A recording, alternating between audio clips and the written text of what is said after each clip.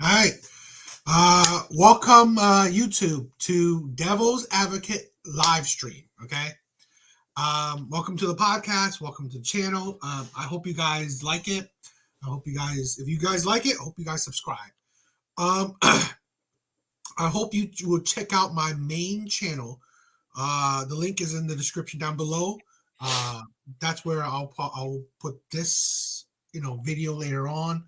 I also have many other videos that kind of, if you like the things I say, or just the topics I cover, or just how I think about things, please check out that channel. It has a bunch of videos from that. Okay, so welcome. This is Devil's Advocate, and my bro right here, my co-host for the podcast, Average Joe.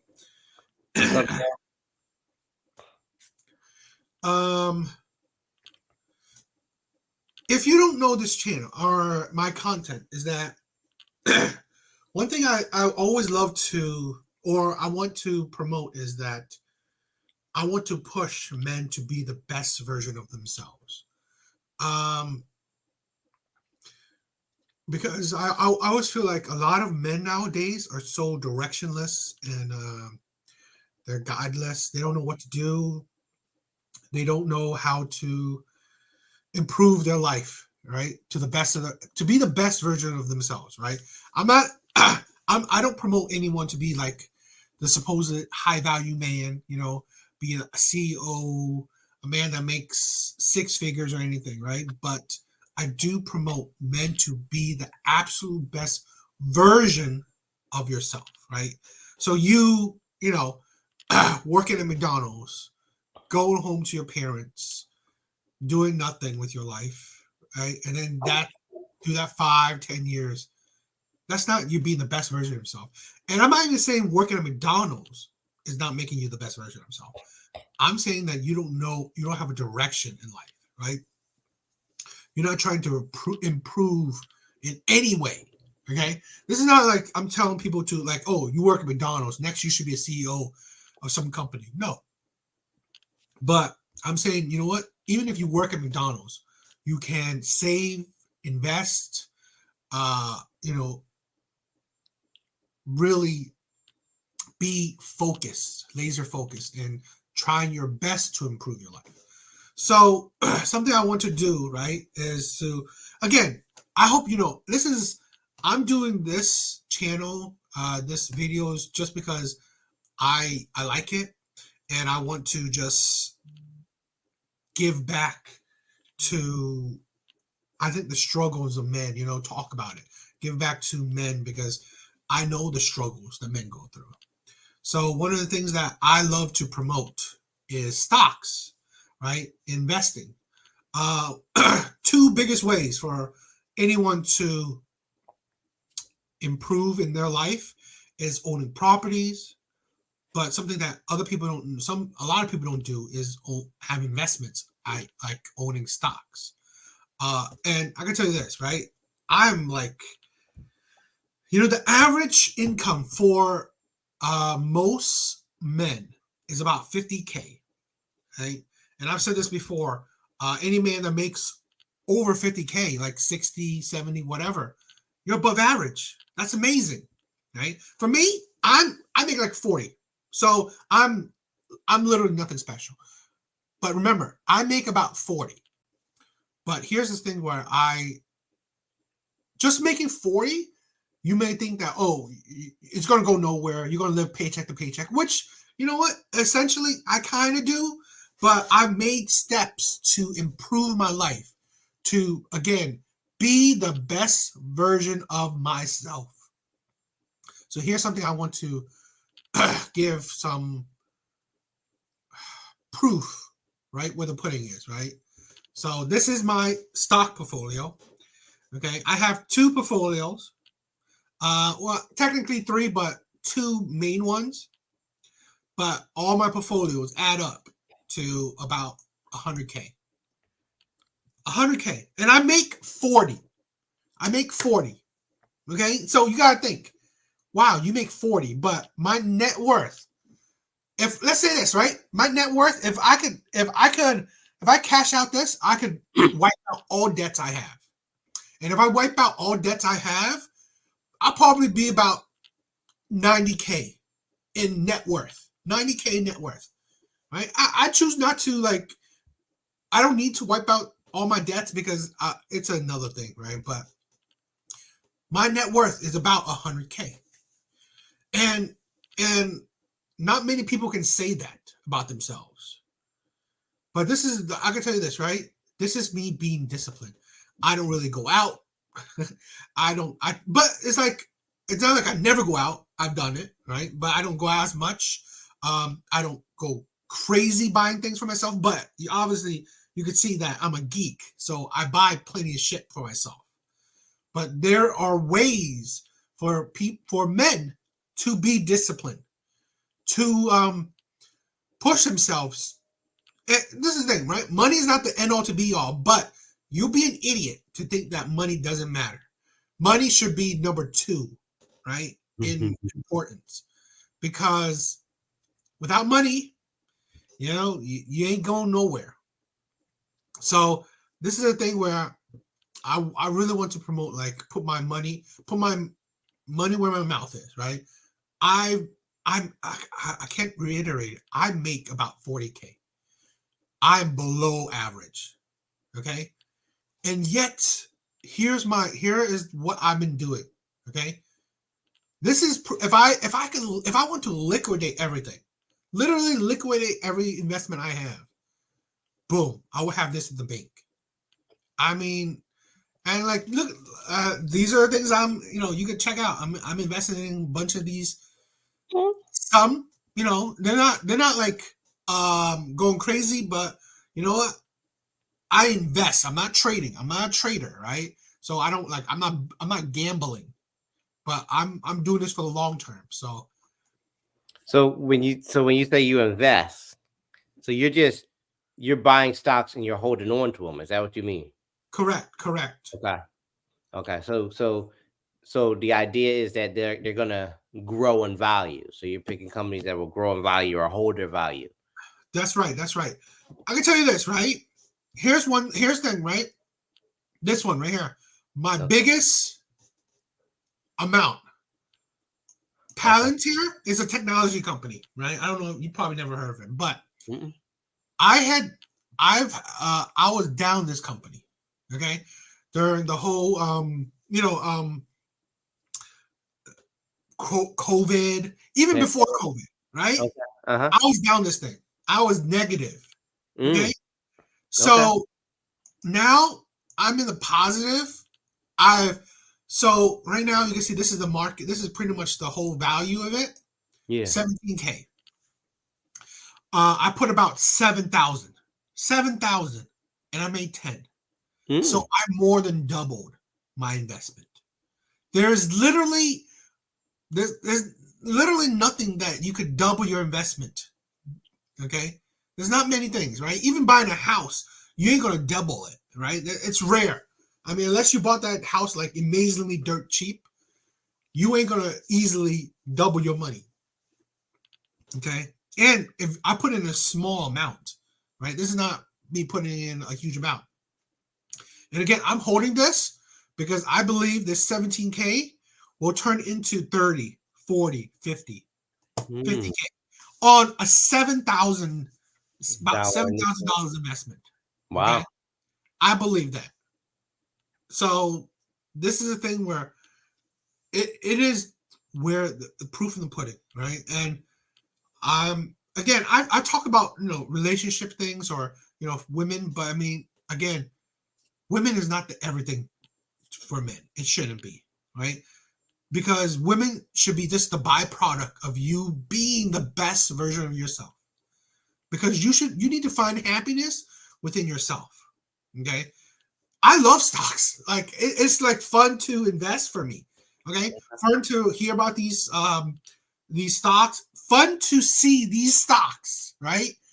Go from negative to amazingly positive. Okay. Facebook. Okay. Facebook. I bought it. I bought it when it was like 400. Okay. Okay. And it went down to $88. Mm. 400 to 88. I was scared, but you know what? I just kept buying. I kept putting money in. Now I doubled my money, more than doubled my money in Facebook. Wow. You know, Mark Zuckerberg Mm-hmm. has paid me off. He's He's done. I love the man. This guy's made me money. Okay, that's the thing, and this is the thing where I'm saying, right? It's a part of being the best version of yourself. Building your finances. This right here is going to be my generational wealth. This is what I'm going to live off of and pass on to my kids. Hopefully, they can pass on to their grandkids, their kids, and so on and so on. What are your thoughts? What do you think? How long have you been doing that? I've been doing this for about maybe close to 5 years.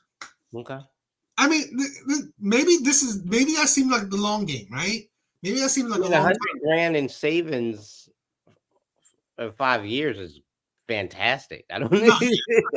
Maybe then that's not. But I mean, this is not fast money, right? I got you. Yeah. I'm not dealing, right? I'm not Mm-hmm. on the streets dealing something and making 100 grand. Right. It's But not instant. again, I got you. this is. I just want to I want to reiterate that I'm not telling people what to invest in. I'm telling people you need to invest. That's just it, right? It don't matter. And I'm not talking about trading. Again, I'm not talking about trading. I'm talking about buying some stuff continuously, allocating money from your paycheck into investments, right? It don't matter what. Even if you want to buy a house, it don't matter. But we as men need to have some proof to ourselves. Okay? Back in the day, what did men do, right? They were, the burly, the strong type. They pillage and destroyed and conquer. Well, we don't have that stuff, right? So money is our tool of conquering. And if we don't have it, you're not going to conquer shit. Okay. That's pretty good, man. And you know what? Look at this, right?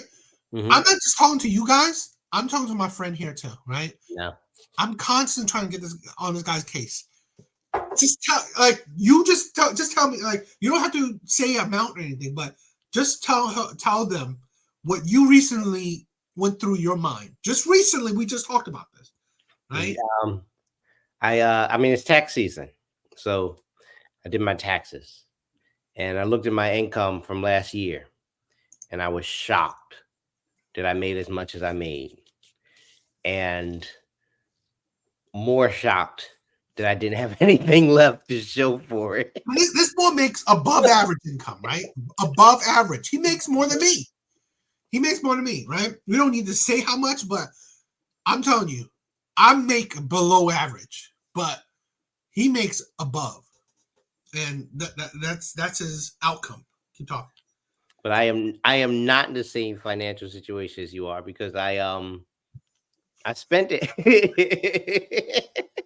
and on a lot of things I needed to spend it on, but then I hadn't thought about it very much, but on a lot of things I did need to spend it on.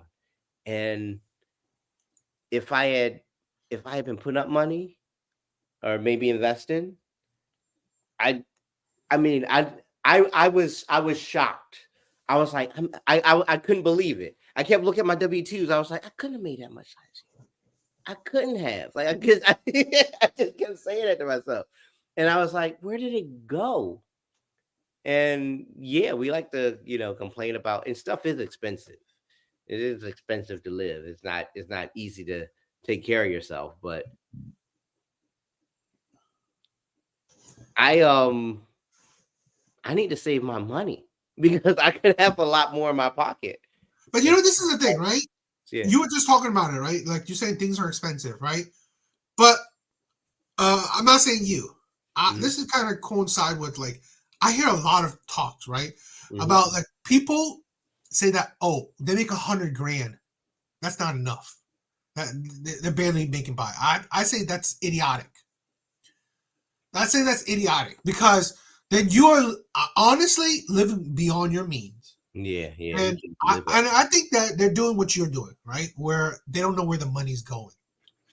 That's the problem, right? I think that's the problem that a lot of people, they one have no financial education, or two, they ignore trying to get financial education, which I think you follow into number two. Too. Because no lie, Well, you're gonna make me put my money up, and then I won't be able to spend it on stuff I want. Like I want to buy the shiny thing, and then go to the place and hang out with my friends and drink beer. And that's the thing, right? Put it up. I get it. I definitely get it. What is this money going to do, right? Yeah. This money laying there, but it's like, here's the thing, right? And I'm saying I fall for it too, right? I'm 40. Okay, I'm old. Problem is that we messed up in our youth. We seriously messed up in our youth. Yeah. Because what we have now, we should have had 10, maybe even 15 years ago. That's the problem, right? I should have had this amount of money back then. So then now I can be lazy or you can do whatever. Yeah. Do the shit. But this is the thing, right? If you don't ever start, it's never going to happen. So it's to be honest, right? The best version, I say this, right? The best version of yourself, only you can decide. Okay? If you find that, and again, I don't know about you, but if you find that, okay, you're living in an apartment, you don't know where your money's going, there's no savings, no. But hell, you're having fun with your friends, and if that's your view of being the best version of yourself, then it is what it is. But for me, right? And I'm working towards it. Best version of myself is that I don't have to worry about any single bill in my life. Where I had an acquaintance, right? Where literally he said he'd never seen a bill in his life because every single bill is automated. So they take it straight from his account. And I can tell you this, I can't do that. My account will go zeros. Yeah, you're right. I've seen negatives, right? Negatives in my account. So if I had things automated, and I don't have things automated because of that. I literally need a bill in front of my face and check how much I have in my bank account. Okay, and then maybe I gotta wait a bit. Yeah, right now, right? See, I live that kind of life. I've been living that kind of life for a long time, and that's like I don't want to live. I don't want to continue living that life. So that for me is that I know that's not the best version of myself. That's not the version that I want to be, right? And that's the thing where, again, my best version is not like me being in Lamborghinis or all that shit. It's like I'm not that. I mean, like great if I could, right. But I'm not. That's not really my goal. Again, my goal is to get to a point where I have enough money where I could put every single bill on automatic on an auto and not worry about it. I don't need to look at a single bill until the rest of my days. It's comfortable. Yes. Yeah. So this is the thing where I want to promote more men to figure out what's the best version of themselves. What is their goal? What is the direction that they want to head to? What do you think of yours? That's a good question. And I told you this. You gotta make it. You gotta make that decision, man. Yeah, I mean, I definitely want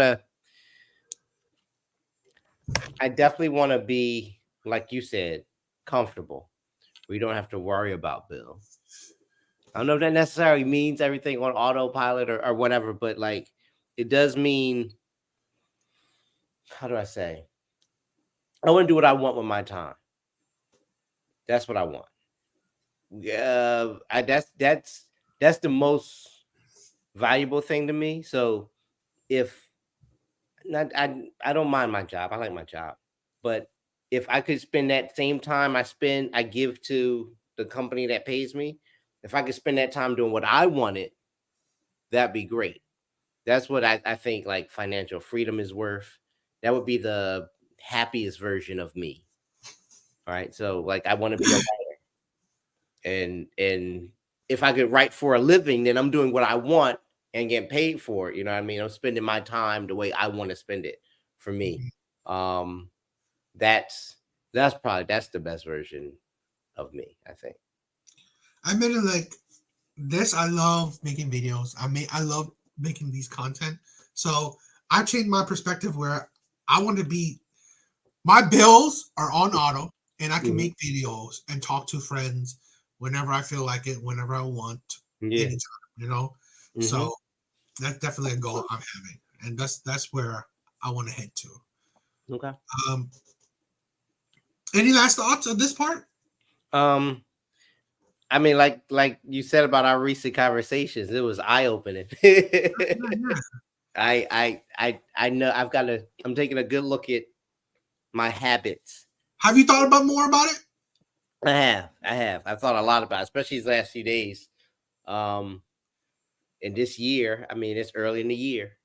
This has to be the year where I start getting on track. So that's my goal. So that by the end of this year, I want to look back and be like, whether it's a little bit or a lot, be like, hey, this is what I have, instead of where did it go? Yes.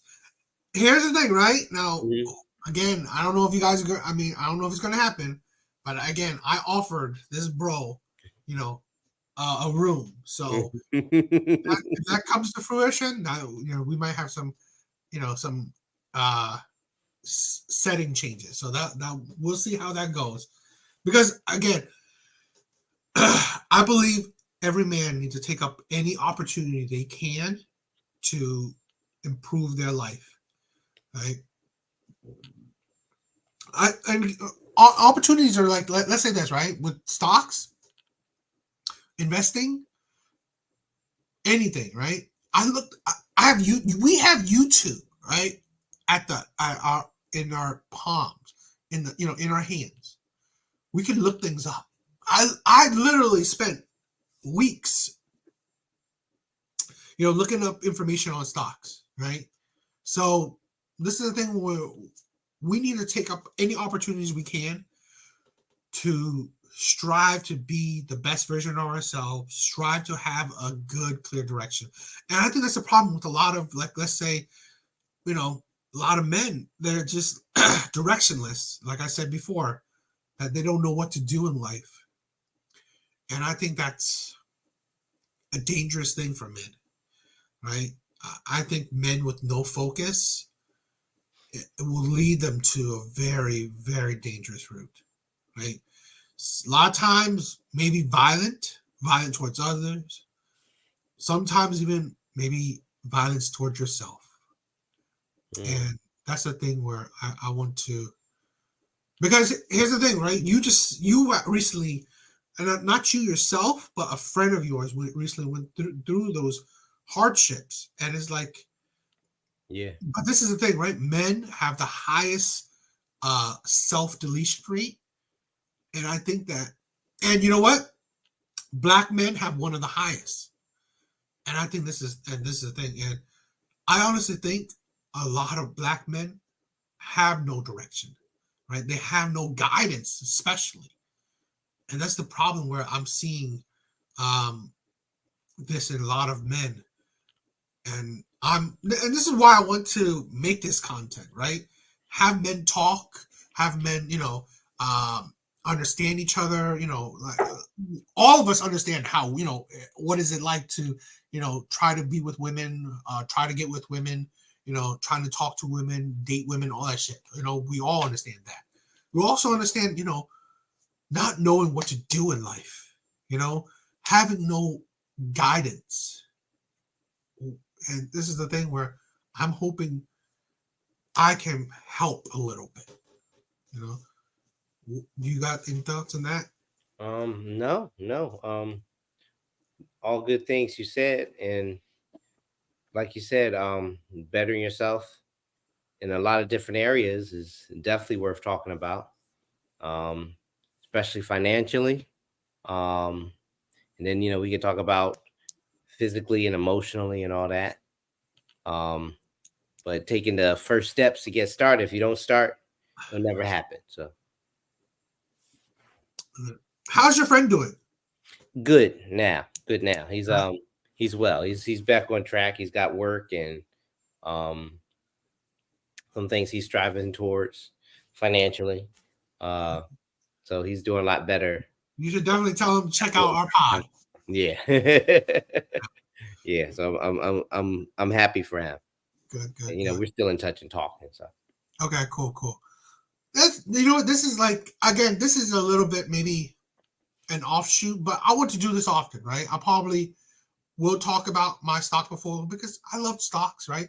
Why I don't talk about it a lot is because I'm not knowledgeable in this. I don't know these like stocks like inside and out, right? There are smarter people talking about stocks than me, right? All I want to talk about is that you should invest. That's it. That's my goal, right? I'm not telling you what to invest in, but I'm telling you to invest. That's the thing. There's so many more smarter people than me out there when it comes to stocks and investing. That's why I don't talk about it. But for maybe motivation purposes, I do like to. I would. This is why it's a little bit different than our other episodes. But I want to show it because again, this is part of my process of self improvement. You know, so in the future we could talk about your own stuff. You know what you're. Hopefully you're gonna make some changes, right? And that's part of the goal, right? So you can make some changes towards your own self improvement. Okay, but this is the thing, right?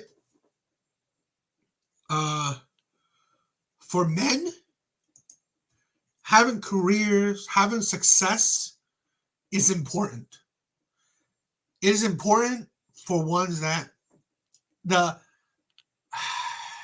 the social and maybe biological shackles that are on men to be the providers, right? To have accomplishments, to have money. That's just what men have to have, right? To be anything in this world, in this society, men have to have it. They have to have the money. That's just plain and simple. But here's on the flip side, right? This is going to lead into the video that I want to show because on the flip side, women don't have to. Women. Here's the thing where I think there's a quote. I'm not good at remembering these quotes or running, but when men make money, they make money for not just themselves, but for the partner that they want to have and for the family that they want to build. When women make money, it's only for themselves and to not need a man. That's the thing. So that's why men don't care about women's money. Men don't care about women's accomplishments. A little while back, I don't know if we. Tell me if we talked about this, right? mm-hmm. You know the whole Simone Biles. There was a controversy, right, with I her. don't think we talk very much about. Do we mention it? Did we? I don't know. Maybe, but I don't think we Well, talked much about it. so What was it? It it was was like at least a month or so ago, where Simone Biles, right, her husband was on I guess a podcast yeah. interview. We're saying that he felt he was a prize.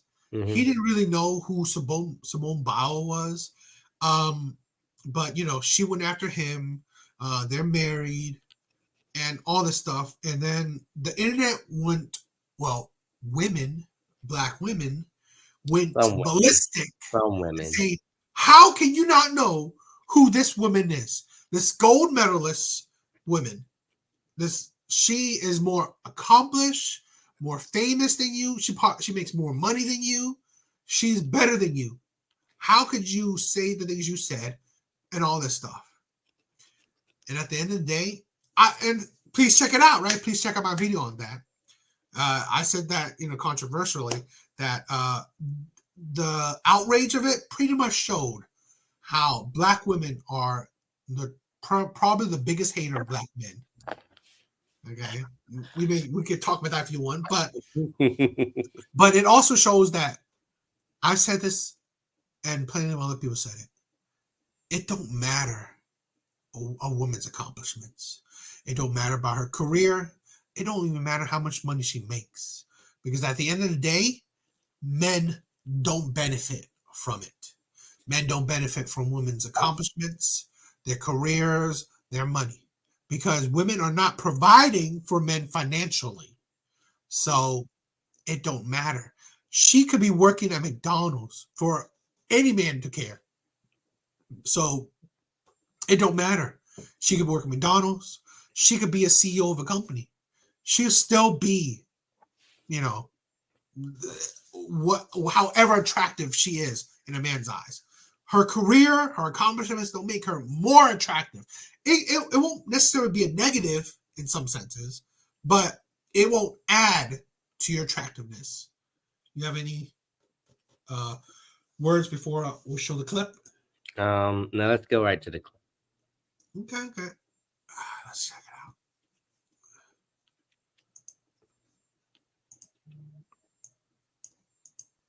Amongst Black women and beyond.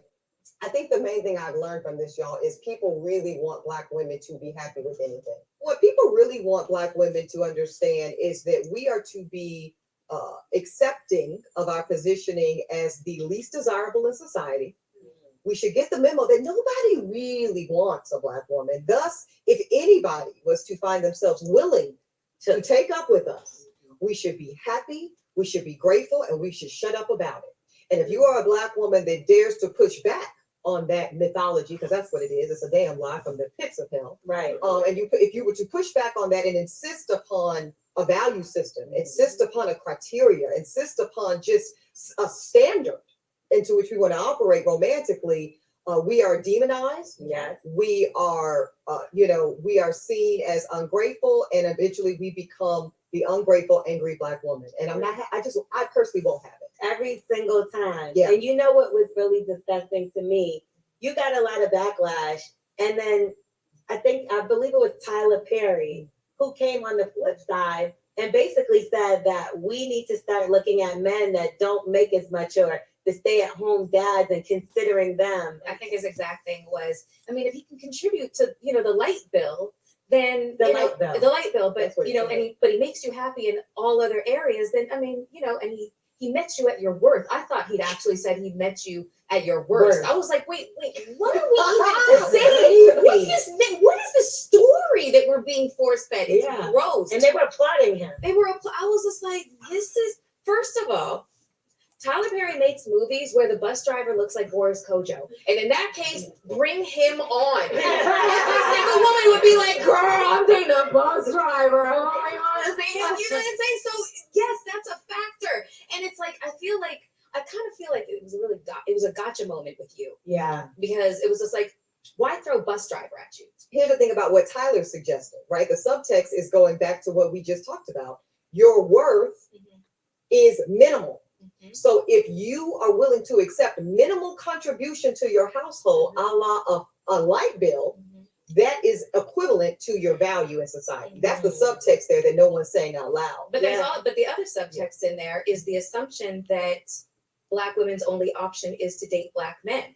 The conversation really never gets examined as to the other options that Black women have. Right. And listen, I understand wanting to be race loyal. I understand wanting to, if you're a Black woman, you want to marry a Black man, you want to have Black children. I totally get it. But the reality of the situation is that I feel like, and I'm sorry if I'm offending anybody, I feel like Black men don't really want to have the conversation that Black women actually do have more options that are available to them than are ever.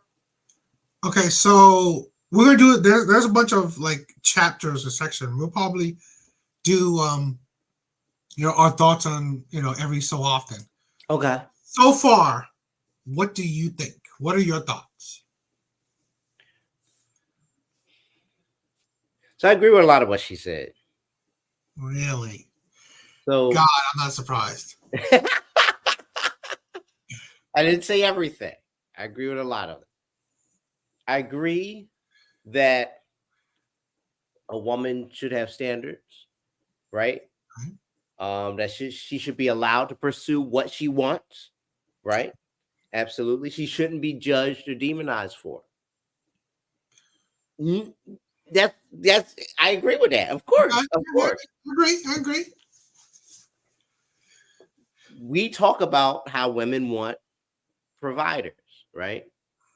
So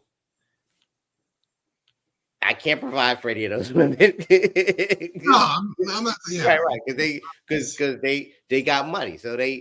so if they want someone to provide for them, that's got to be someone in a higher tax bracket. I don't think we should insist. I get it. Like to you and me, money's may not be isn't the most important thing. It's not what I'm looking for from a woman. I'm not looking for her money. I agree with that. So I like to believe that my other qualities far outweigh how much money I make. And that is going to get me the woman I want. But in the real world, because like you like to say, we talk about there's what you believe in and there's reality. In reality, money matters. And if part of these women's part of their criteria is this man needs to be able to make a certain amount of money, provide to a certain extent for me. Okay. Right. And sometimes it sucks to hear because it's like, well, I can't do that. But see, but you see, that's the thing. That's the point, right? That's the point. What you just said. It sucks to hear. Yeah. Because this is the thing, right? They talked about a little bit about the Tyler Perry thing, and they don't even understand the nuance of it. It went over their head. Here's a man saying that, okay, yes, no one's perfect. No man's perfect. But if he can provide, if he's helping in, chipping in, say, i.e. a light bill, but he's happy everywhere, right? Cooks, helps cooking, helps cleaning, helps with the children, maybe he takes care of the children most of the time. He makes you happy, right? Takes you on dates or, talks about your feelings or be there for you. Okay? Wow. You just said it too, right? There's more than just money, right? But yet, these women say, oh, just take care of light bill. It's like, you make it, he said other things, but they focus on taking care of a light bill. And this is the thing, right? This is the problem. These women, like I said, this is the problem with a lot of these women, right? And I'm pretty sure these women make over six figures, right? I know, especially the one that was talking the most, the one that's in the second seat. She's a lawyer. She's, we talked about her in the past. I don't know if you remember it. And the bus driver thing, right? Okay. That's her. Okay. She definitely makes well over six figures. But you don't understand, right? The men that makes over six figures, why would they? And that's the thing, right? When they say, oh, he's just paying for a light bill, that is why men don't care about you having money. Because what does it do? He still has to provide. He still has to pay for shit. He still has to pay for bills, dates, gifts, necessities, trips, so on and so on. His money is still used for everything. What is your money for? He doesn't even use your money. In all honesty, right? Most relationships, men don't use women's money, right? At least not majority of the time. Yeah, maybe let's fast food there, a Starbucks there, whatever, little things. Yeah, maybe. But most relationships, you're using the men's money. So again, who cares if these you think that these women we're not for them. Okay, fine. But what man is? Because look at this. The men that makes the money that these women want, well, those men don't want these women. Because most of these women are in their late 30s, mid 40s. Why would these men care? Right? And I'm not even saying that men don't date older. They could. But this is the thing, right? Men can date older. Men can date younger. Men can date poor, right? Men can date the woman that works at McDonald's, let alone these women that make six figures. So this is the problem, right? This is the problem. This is the square that these women put themselves in. They can only date men that make six figures. That's it. They cannot date the bus driver. They can't. They can't force, they can't physically stand dating the bus driver. While the man that, that is, that makes six figures. Hell, if the bus driver is a good-looking ass woman, they can date that woman. Because even, I guarantee you, right? Even if the bus driver is good-looking, none of these women would marry the bus driver, at least. Yeah, they probably have sex with him. But marry him? No. What do you think? I mean, I get your reasoning completely. Yeah, I understand. I don't think you're wrong either. Like I said, I don't agree with everything they said. I mean, it's interesting. I want to hear more about what they have to say, because that's a good point. Like, are you putting yourself in a position where you've limited your options, and are your options going to pick you? I mean, well, let's see what they say. Let's see more. Or kind of propose. Yeah. Because yes, Black men, sure, it might be a little bit more difficult, but if you are willing to date outside your race, the options open up. And the I cultural do, but wait, things I have to are give a caveat for this Mhm. because I don't want to make any presumptions. As somebody who has been very open and transparent about my dating within and beyond Black men, I just want to say that that's not necessarily the savior complex that people think. Unfortunately, because I think when I have this conversation with Black women who have Remember this topic, right? We're gonna cover it in at the end of this part. Okay. never dated outside of Black men, they often have a romanticized fantasy ideal about what that is, kind of like non-Black men will save us. And I don't know, No, straight to that Cam. is not. And I know that's not what you're saying, Yeah. right? But I do think that was in the comments, Yeah. right? Of kind of my bus driver game. Well, sis, what they need to know is you can date non-Black men, and you will still have many of the same perils because there are differences culturally, but men are men. And when it comes down to misogyny and default presumptions of feminine worth and value, some of those things control cross-culturally. Yeah. I only know it from experience. But I will say, some of the women that I know that have dated outside of their race, I do not. I only date Black men. But they will try to convince me that it is better. And maybe that's why we have that idea that it is romanticized. Because it's like, oh, girl, you need to get you an Italian man because they know how to worship us. They know how to treat us better. Okay, so when it comes to that, do you feel like people throw that in your face as well? Because when you see a Black man that's dating a white woman, it's kind of just like, okay, the athletes, they all got them a white woman, and that's fine. There's a whole movement called Passport Bro. This is what I mean. Oh, God. It goes to Ebony's. Okay, so far, this is the thing, right? What I wanted to talk about, right? And we've covered it a little bit. Women are attracted to what they're attracted to, right? So even if they go into, different races, and I've said this, right? I predominantly date Black women. That's been my dating history, right? And it's not necessarily because I only like Black women. It's just so happens. So that's my dating history. But it don't mean that, okay, if you stop dating Black men and then you date white men, you think things get better. No, because like I said, if you like, I love tall men, so you only dated tall Black men. Now you go into white men and you date only tall white men.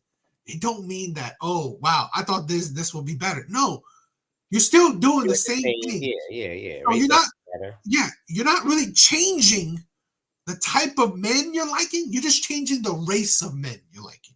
So really, it's not like, oh wow, why every man I date are cheaters? Well, because you date literally the same type of man, okay, just in different colors, right?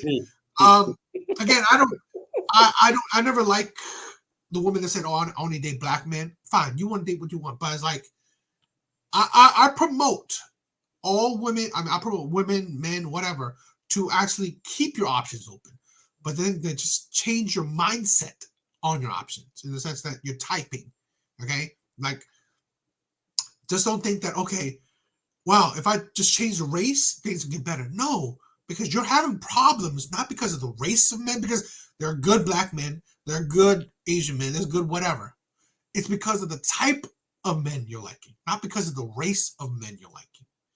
And this is the thing where, yes, she, the second seat, she alluded to it, right? Saying that, okay, yeah, it's not going to necessarily changing the race of man is not going to save you, but this is the thing where they never said it, right?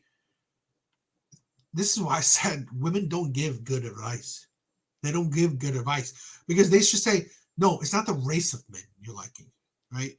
It's the type of man you're liking.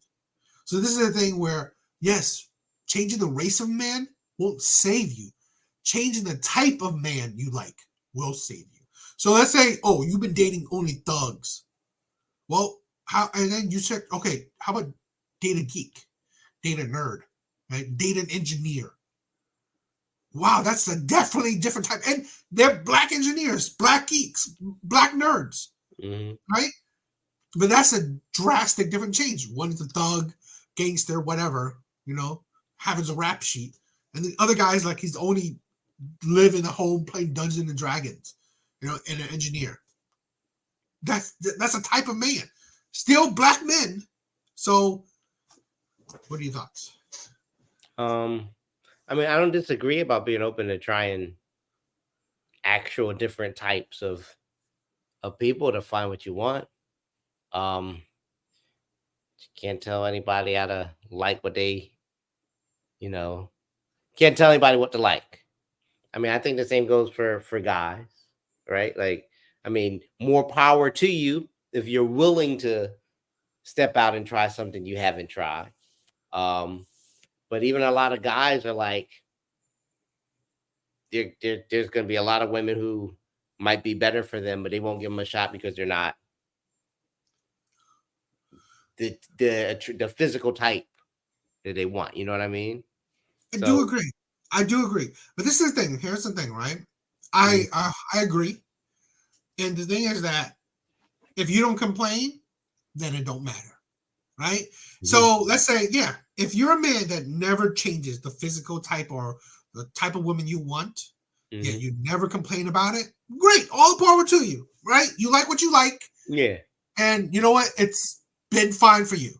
Now, if you like what you like, and then you complain, oh, these women suck. And again, I'm holding men accountable, right? Oh, these women suck. They only want whatever man. They only Okay, I'll say, are you an idiot? You only choose these type of women.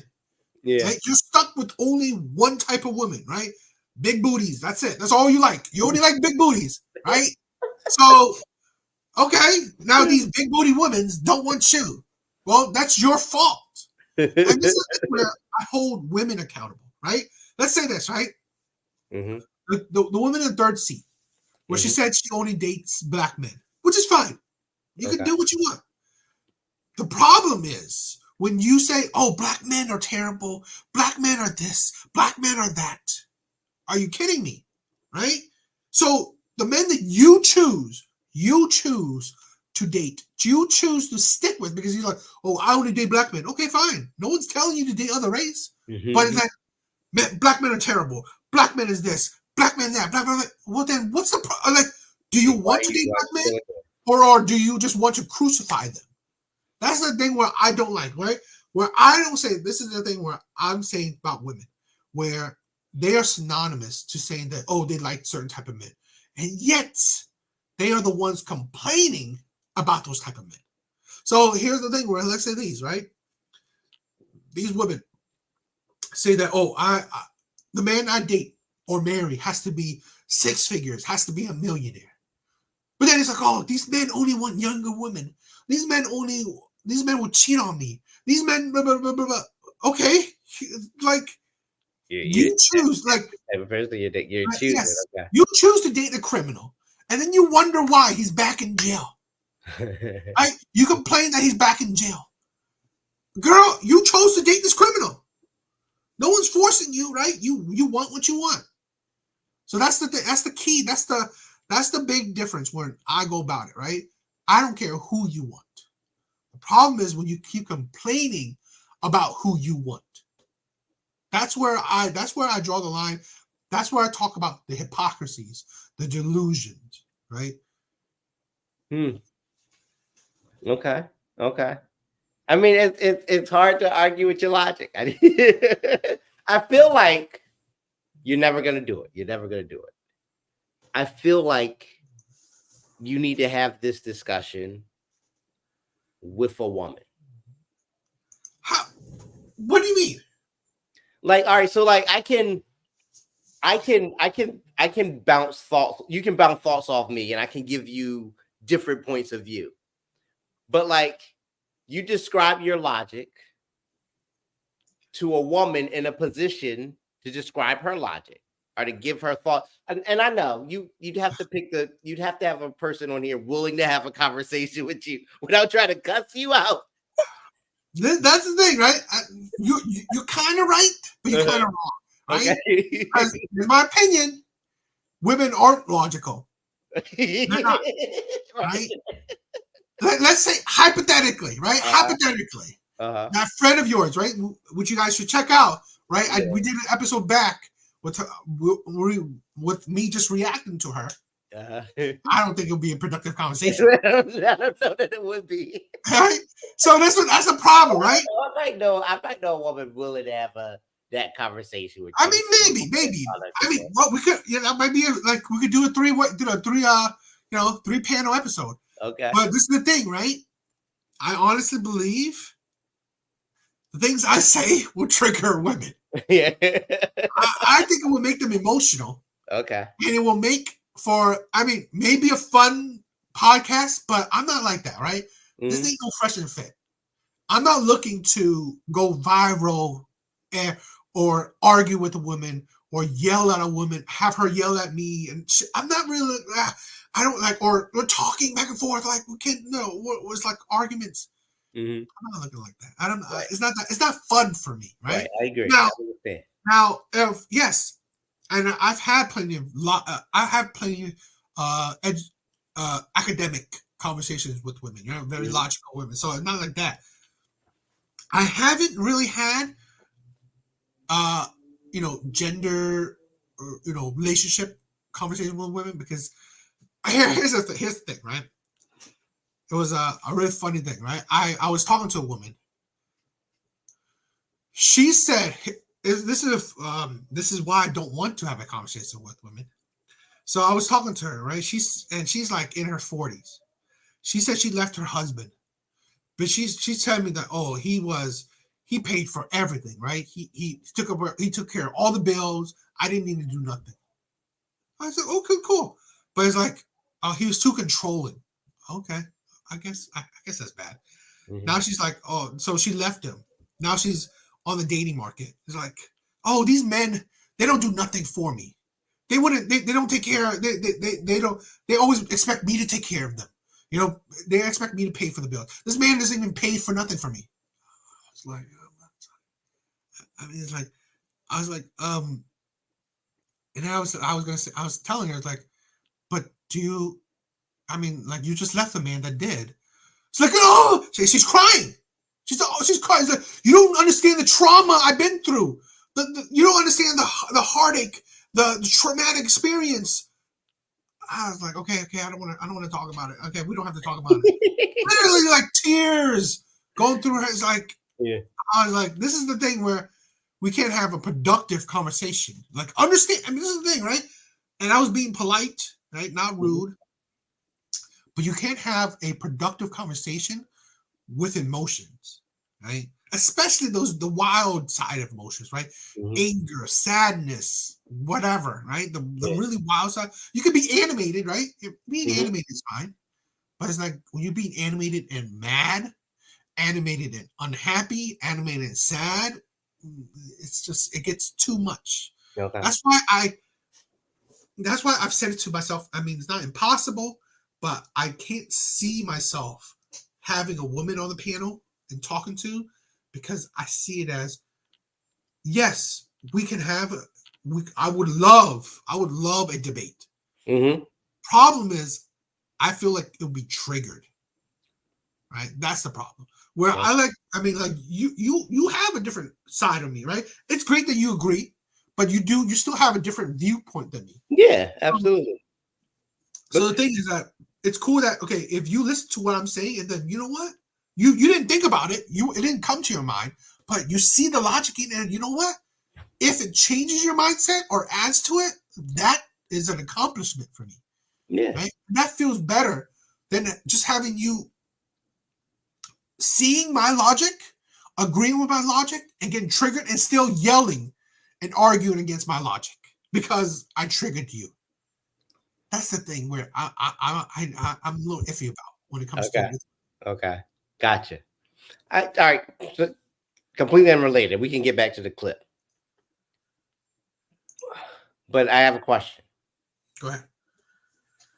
If it's difficult to have, and I guess you wouldn't be having that kind of conversation with someone if you're in a relationship all the time, but like if it's difficult to have that kind of conversation with a woman, how can you be in a relationship? Because don't you have to have tough conversations in relationships all the time?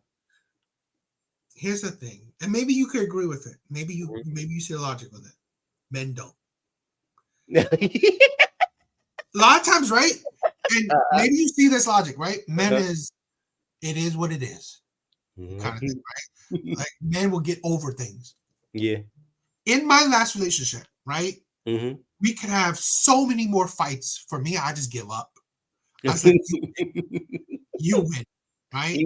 Right. This is the thing where, okay, it's cool. I was like, fine. I don't want to. I pick my. This is the thing. I say it synonymously so many times to her.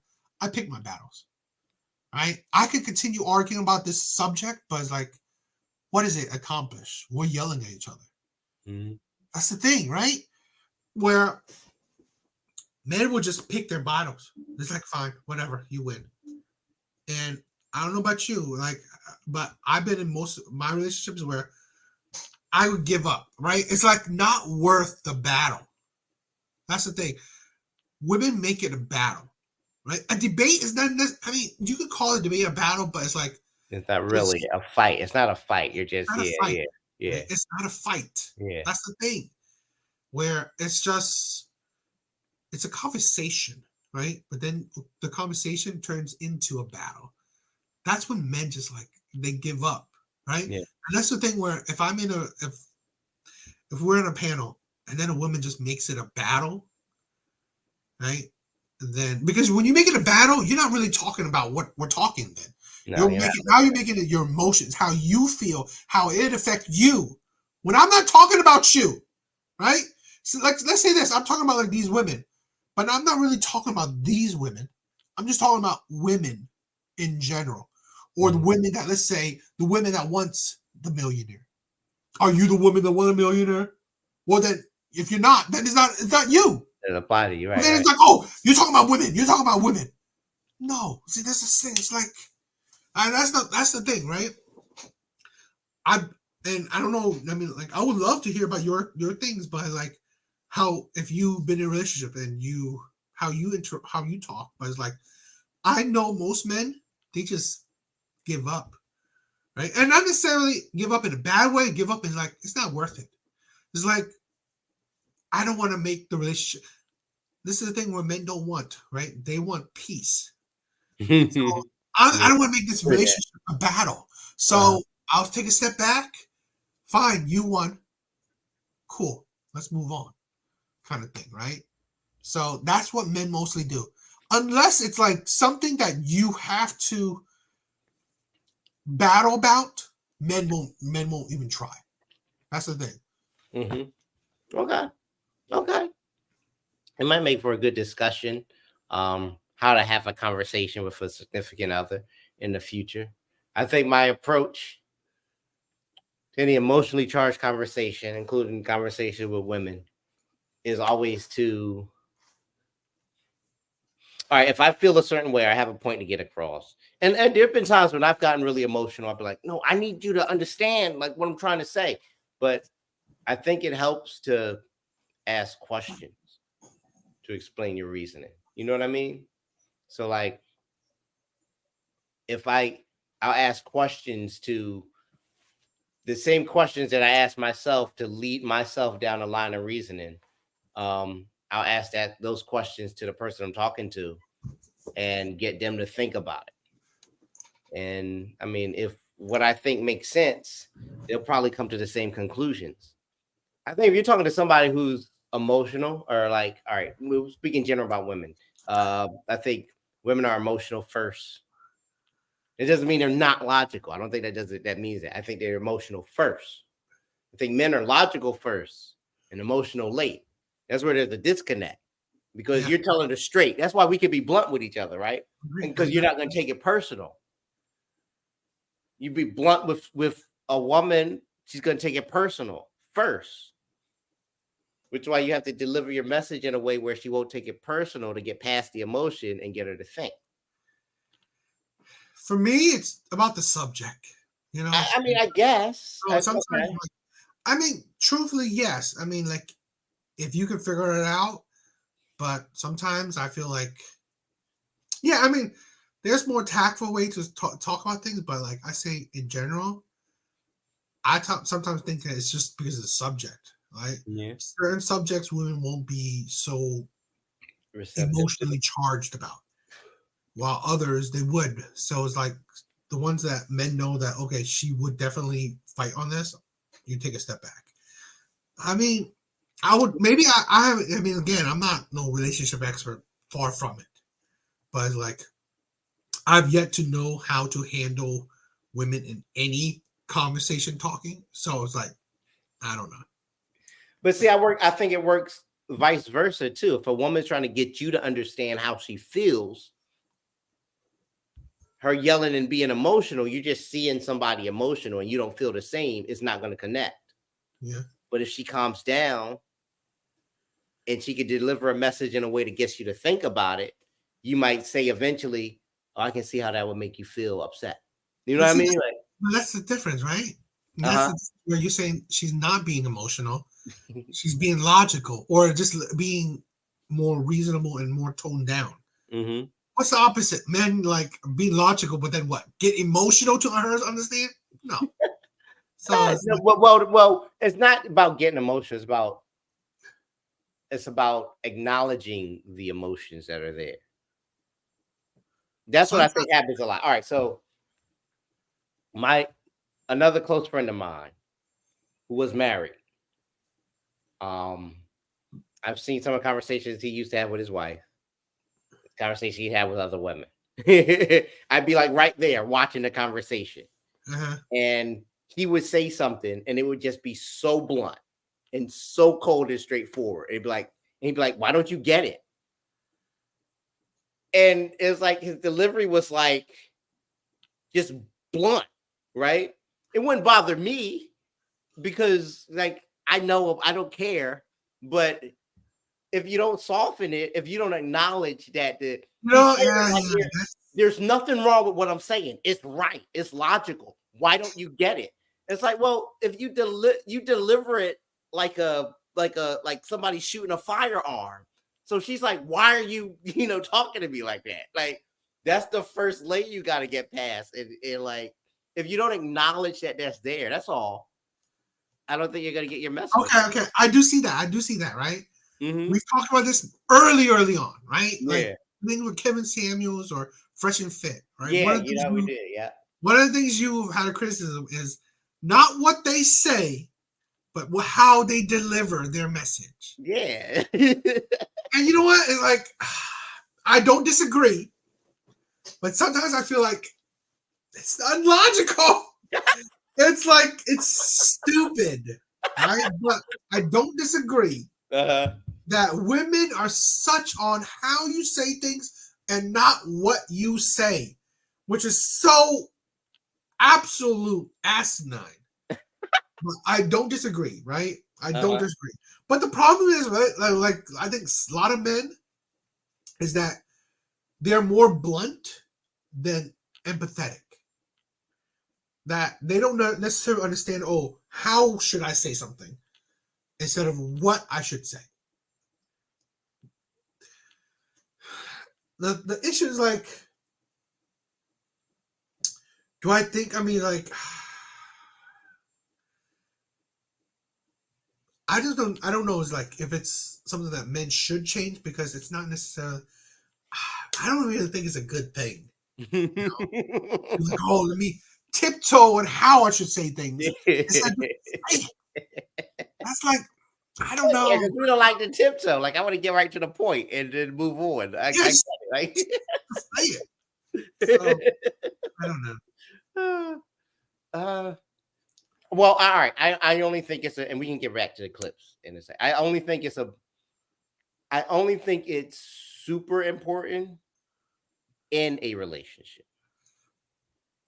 You know what I mean? Like if she's not somebody special to you, maybe you don't worry about so much how I feel because you guys can go your separate ways. You know what I mean? No, I agree. It's just, I also think that men don't develop that ability that well. Okay. So I don't know, but I mean, I don't disagree that men having tactness or empathy or understanding about how to say some things, not what to say, isn't a good thing. Here's the thing. Mm-hmm. It's the players, the bad boys, right? The men that are really top percent, really good with women. They've broken that barrier where they do understand what to say to women. Yeah. Now, I mean, how to say certain things to women. Right? Yeah. I do understand that, but it's like let's think about it on the flip side, right? Mm-hmm. Well, I say that's a hard thing, right? Is that men don't have enough experience with women to gain that ability. And here's the thing, what I said, right? That is an ability you have to practice. That is an ability you gain, not your ability you're born with. And that's why only certain types of men get the whole 100 bodies, the players, the bad boys, the Casanovas. Mm-hmm. Not every man, like that's what I'm saying. Other men will come off as creepy, come off as an ass, a jerk. Because he's not a player. He doesn't know how to do it, right? He doesn't know, oh, how do I say it for a woman to like be gushing over me instead of how do I say it and then she understands it and not think I'm a jerk. It's just, I mean, it's like, okay, what do you want? I mean, like a man that's like well-versed in women or a man that's like, you know, new to it. I don't know. That's interesting. We'll think about that more. Right. Point about Black women being fed the narrative that you got to take what you can get, that you're the lowest on the totem pole in terms of attractiveness, and that Black men are actively saying, I do not want a Black woman. I am going to go to another country. You know what you just said there, I wanted to at least really point out first. Mm-hmm. By dating statistics, which is probably old, but I mean, it is something that we, you know, men still talk about, that Black women on dating websites are the least, you know, clicked on. So essentially the least attractive, right? And I want to clarify that in a bit. Mm-hmm. Black women are beautiful. Absolutely. Right? But the thing is, right, it's not attractiveness on how you look. It's attractiveness on what kind of person you are. Right? And this is the thing where I don't know if you agree with it or not, but why, let's say a lot of Black men or just a lot of men find it that Black women aren't attractive is because of the type of women that generally black women portray. So most black men will see that, oh, you portray the strong, independent, no need no man type of woman. That's a stereotype or stigma or image that black women portray. And that's why, like I said, a lot of black men may see that as like, okay, I'm not attracted to that. Why would I need a woman that's gonna battle me on shit? So this is the thing where no one has really talked about it in the nuance, because they just think, oh, people think that black women are ugly. No, they're not. They're not unattractive, right? People don't like why the dating statistics. It doesn't like digging deeper, but this is my view on it. Where why a lot of people, right, races of many men, right, click, left or whatever. I don't know, forget the direction, whatever. Find black women unattractive. It's not because of how they look. It's because of who they are, what type of character they are, the personality. You can't know that by looking at somebody. So but that acknowledges that there's stereotypes. No. This is the thing, right? I don't know, but you look at it, but you can look at a woman's profile, the things that she's saying in her profile. Okay, you can see that. Plus, yes, there is this stigma, the image that's portrayed, and that's prevalent in the dating market.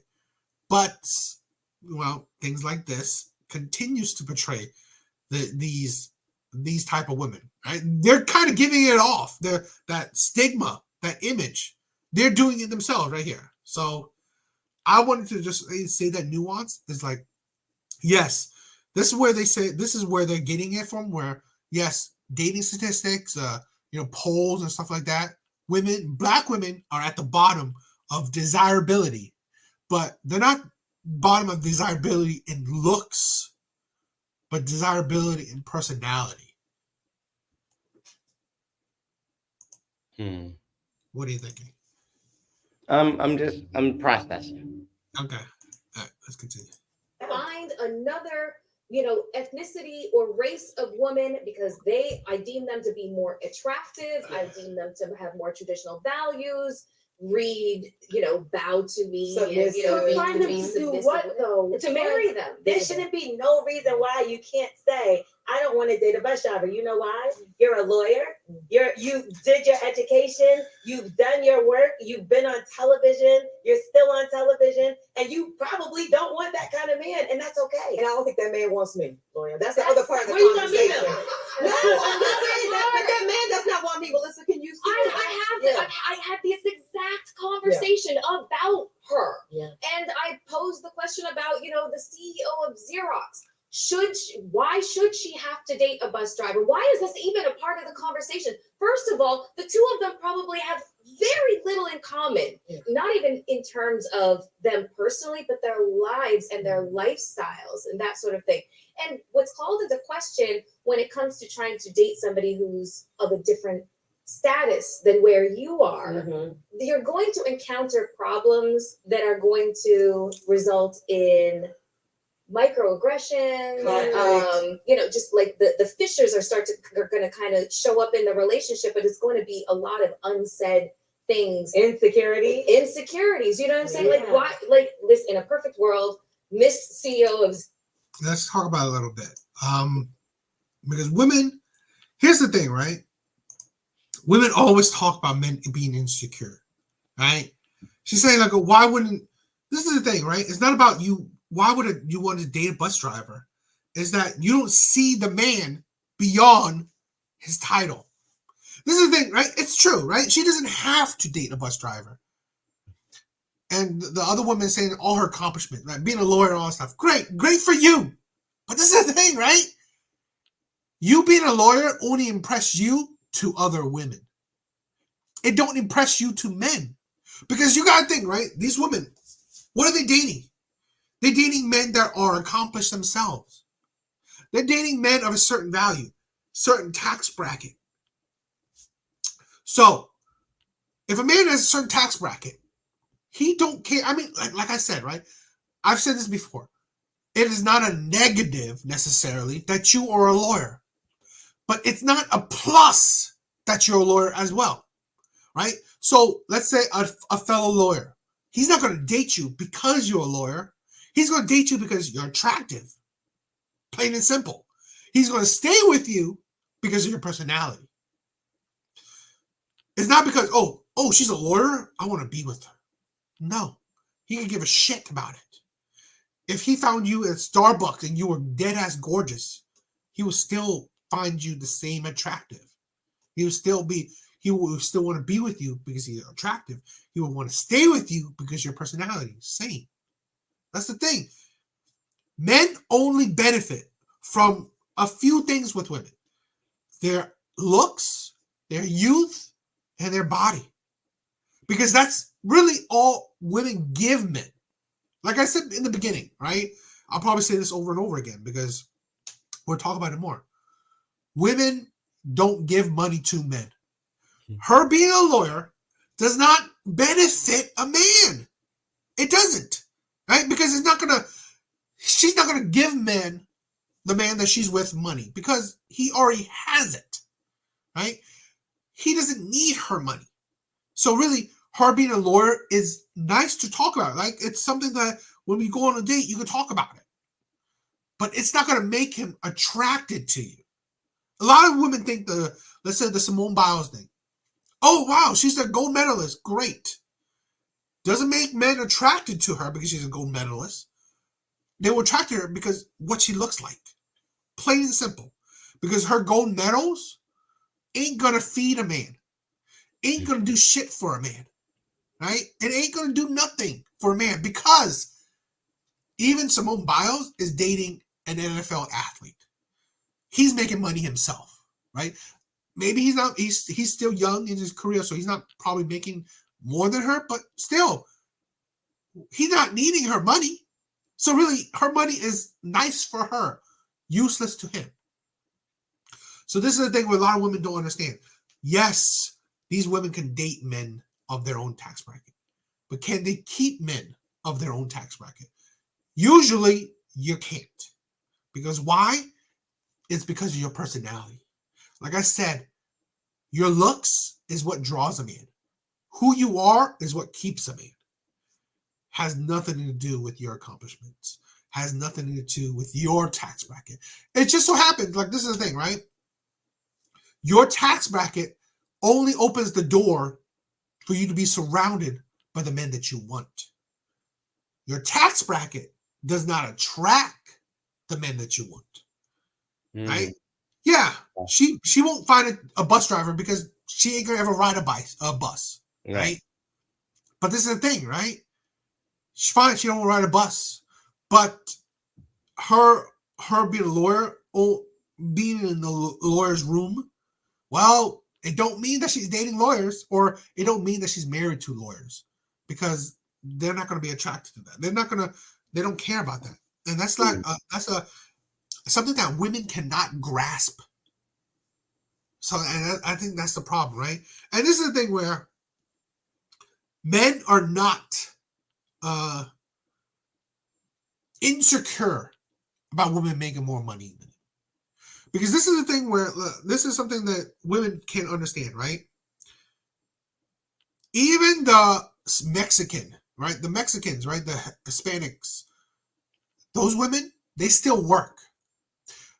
But when they go home, they follow the lead of their men. They still submissive to their men. This is the thing, right? Where women can't understand it. They can't grasp it. Where, fine, it don't matter if you make 100K, a million, whatever. Will you still be just as obedient, just as following the leadership of a man that's a bus driver? They won't. Because they view that man as beneath them. So it's not because he's insecure because you make more. He's insecure because how you treat him. Because if that same man, like you, right? You right here, you as a bus driver, you as a CEO, right? Will your woman treat you the same from either or? They won't, right? Because if you're a CEO, she's going to be absolutely obedient to you. You as a bus driver, she's gonna like, oh, what are you talking about? You ain't gonna do nothing. I mean, like, fight you on your decisions. We'll follow your lead. We'll be, submissive, right? It's like, cook your meal. You can go grab it yourself. You can go do it yourself. That's the thing where women cannot grasp. You will disrespect a man that's below you. You will hopefully, right, won't be disrespectful. Who knows if you'll be respectful, but at least you won't be disrespectful to a man that makes more than you. That's the thing where women can't grasp. Men aren't just naturally, oh my God, my wife is making more money than me. Oh, I'm so insecure. No, my wife is making more money than me. The day before she made less money than me, she cooked me a meal. The day after she makes more money than me, she's told me to cook my own meal. Yeah, I get it. I get it. I definitely get it. That's rough. That's the thing. Xerox, she falls in love with the bus driver and everything works out well. But in reality, probably not. Doesn't have class, socioeconomic distinction. Exactly. Let's just start from that point. Yeah. We want to pretend that we live in this kumbaya society where, quote, everyone's the same. Stop cap. Yeah. Stop cap. Yeah. It's very It's true. not. Yeah. It's not. Like Very we need to true. be clear. And it's not, for me, it's never about being better than, which I think is how a lot of that was framed. Yes. I've been very clear. My mother drove Charlotte-Mecklenburg School's bus for many years to make sure that I had everything that I needed. And from that, and if I bought a bus driver home to Gloria, she would slap the black off of me. Because her point is I put you in position to go get it. To go get it at a different and yes, higher level. Mhm. So why? And let me tell you something else I know about women who show. I really wanted to finish it, but it's like Yeah. that point she just made. Uh-huh. That point she just made Uh-huh. is the problem. I It is the problem. you said it. I knew exactly. I can feel like the hairs on the back of your neck. stand up. Like, I'm talking a lot, so you tell me what you think. Just that her statements right there. and so me hearing it sounds like a woman saying the man's value is his money. Point blank, period. Which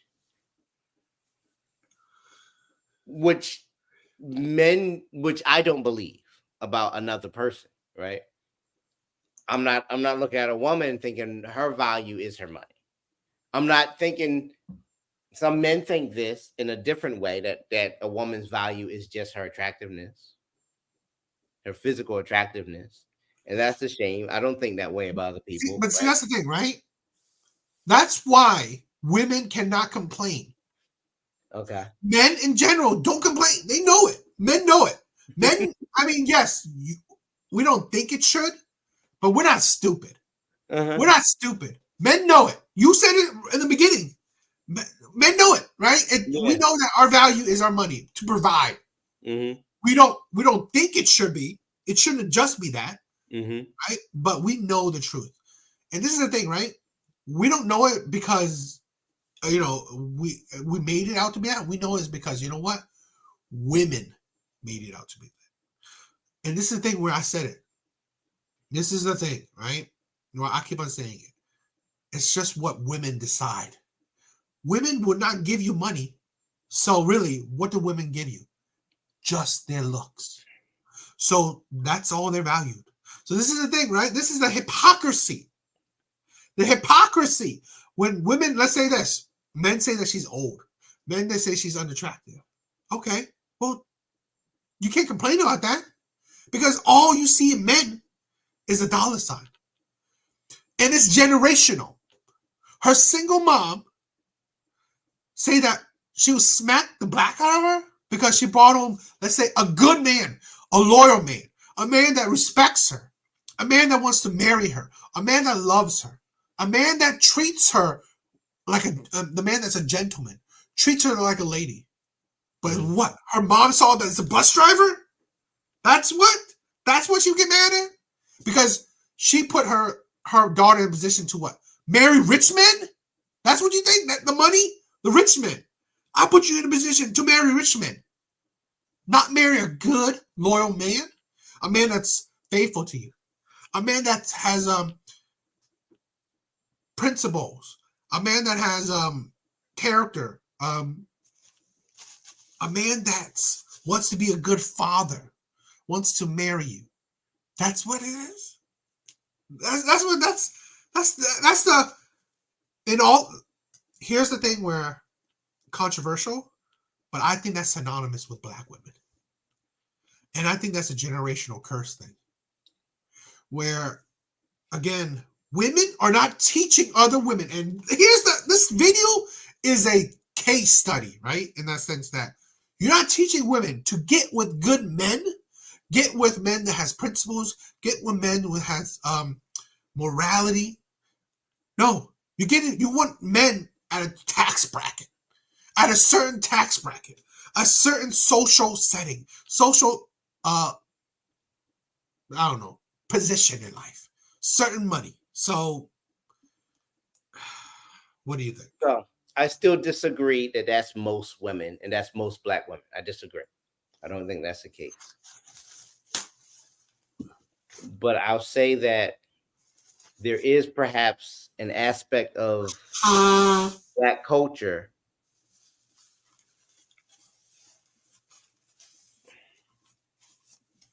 so if one generation of black women, like say, let's go back 2 generations and you have families, right? And you have black men working to provide for their families, right? And it's really hard. It's really hard a few decades ago. It's harder than it is now, right? Because the opportunities aren't there. People don't treat you right because of your skin color, right? Black men have a hard time going about it. And a lot of stereotypes they have to fight that aren't true about them, right? So they raise their children to, be decent or be hard workers or whatever.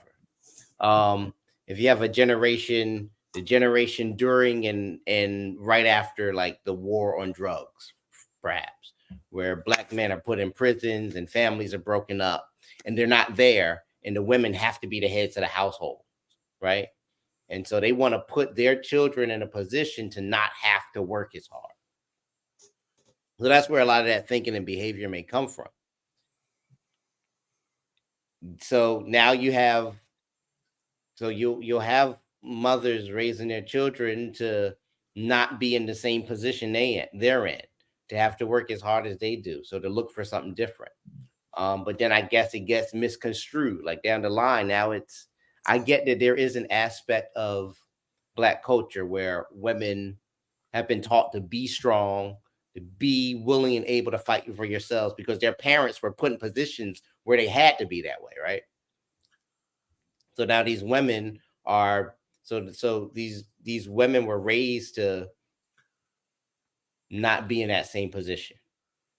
So yeah, do for yourself or find someone who will do it for you. That becomes very important. I get that is what I'm saying. But I still don't think it's most women. I still don't think it's as bad as like we see online and everything. But yes, there are women who like get a man who's going to take care of you so you don't have to do it for yourself, because it's hard. Like if was a black mother raising their children, if she's in a situation where she has to do it alone, she's going to try to teach her children to not be in that same situation. So yeah, it changes priorities a little bit. I get that.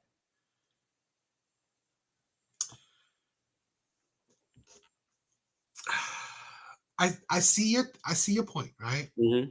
I don't. But then, so here's the thing. Here's the thing. It's weird because white women marry high status men, right? Plenty of white women marry white men of high status, and get men who will provide for them. I think you're a little wrong in that. Okay. I think white women marry men of equal standing and build with their men. This is the thing where, here's the thing where I'm thinking that is, yes, right? I don't disagree that there has been generations of broken family, Mhm. and now women, and this is the thing, right? Black culture, there's no patriarchy. It's a matriarchy, okay? Women are at the head. So here's the thing where, and it shows you that women have failed. Women have failed at it. Because women lead Black communities. Women lead Black society. Okay. But I roll with you so far. I want to hear your line of reasoning. Let's go. But this is the thing, right? Where I don't disagree that they're in a position and they failed at making that position better. I don't necessarily think it's totally because, let's say, Black men go to jail, now women are on their own. I do agree that's part of it. And I also see the point where Black women chose to let the government in to take care of the family and to increase the divide. And again, that's probably the racial, divide that the U.S. contributes to, because Social Security, or not Social Security, welfare has now put a divide into Black families. And then Black women has now, they failed at it and they took it up and it's ruined things. But this is the thing where I see it as, women have not changed, right? In a sense that they're failing. Because look at this, right? Black women are the least married demographic. So they don't see this is the problem, right? I think this is the issue, right? The Black women don't see the problem. They don't see the problem, so they don't see no need to fix anything. They complain. They definitely complain about shit. And yet they don't see the problem, right? They don't see the problem, so they don't see the need to fix things. I've said it before. It's not because of Black men. It's not because, there's no good Black men out there, or so on and so on. No, it's because of you, like your other generations of, your mom, your grandma, or whatever, choose terrible men. Here's the thing, right? A rich man does not make you a good man. A bus driver doesn't make you a good man. But if we remembered back when we did that video, the woman, I forgot her name too, but the woman that was talking about the bus driver, she said that it don't matter if he was a bus driver. She said what mattered is how he treated her. If he was loyal to her, if he cared for her, if he loved her, if he supported her, if he did all these things, which we just said a little back in the beginning, right? Mm-hmm. With the Tyler Perry thing. Who cares if he paid just one light bill? If he cared about you, loved you, was empathetic, he knew how to talk to you. He knew how to talk to you. He knew how to say things, not just what to say. He was there for you. He was there for the kids. He was taking care of the kids. He was there for you, right? That's the thing. That's the problem, right? Why, even in the beginning, what we're talking about, where you're not seeing the problem, is because you saw this, a bus driver, a lawyer. You saw that, oh my God, bus driver? No. Lawyer? Okay. Now I'm just dealing with a whole bunch of lawyers. But why can't I find a good lawyer? Because all you care about is because he's a lawyer. You don't care about the character of a man, the type of man he is. You care because he's you care about because he's what job he has. But this is the thing, right? This is the problem, right? Let's say statistically. Well, statistically, and I'm just making shit up. There's only 20% of lawyers in the US. 20%, right? A small pool of men. Mm-hmm. And now bus drivers, let's say they make up 30%. There's a lot more bus drivers than there are lawyers, right? But this is the thing, right? You rather pick from a smaller pool of men and then wonder why you're having trouble instead of picking from the bigger pool of men, right? And maybe finding success there. Because this is the thing, right? I'm not just saying lawyer, because now these women saying, oh, he has to be black. Well, now that's like, what, 10% of men. Mm-hmm. Oh, not just black, he has to be over 6 foot. Well, now that's like 5% of men. Lawyer, black, 6 foot. This is the thing with women. This is the problem with women. And the difference with men. Yes, men love beautiful women, but beautiful women are everywhere because also beauty's in the eye of the beholder too. So men can find beauty a lot, you know. Hell, you like bigger women. I mean, like, so, and you wouldn't mind a skinnier woman too. So that's the thing, right? Yeah, right. So there's variety. There's a huge amount that men can pull from. Right? The only problem is like once you get to know her, I mean, once you attracted her, date her, well, now you found the personality. But that's not the thing, right? Women, let's say that, oh, I only want to be with men that makes $1 million. That's like 1% of the population that makes $1 million. 1%. And that's not even saying if he's black, if he's 6 foot, if he's even good looking. And this is the thing, women, and I've said it, women are the enemy. Women are the ones who make themselves suffer because they themselves put them into a small pool of dating. Just like the woman that says, I don't date black men. Great. I don't care if you do. But then you think black men makes what? 20% of the population? Maybe? I don't know. Let's say 30% of the population. Oh, I want to date a black man that makes $1 million. That's even more crazy. What is that? 1% of black men that make $1 million? So that's the thing. That's the thing that women don't understand. You are the ones who are essentially doing the shit yourself. You are making the problems yourself, not men.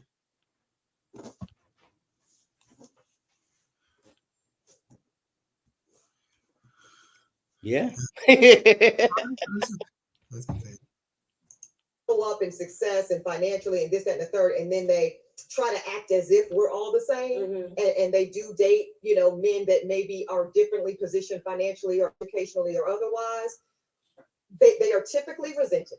I'm going to just tell you the truth. The women I know that build men, right? Yeah. Right? Because we've all done it. That's truth be told. In my first marriage, I paid the bills. Let's be clear. I'm not speaking hypothetically. I'm speaking from experience. I was a lawyer dating a grad student. Who do you think was running them bills? Right. Let's stop it.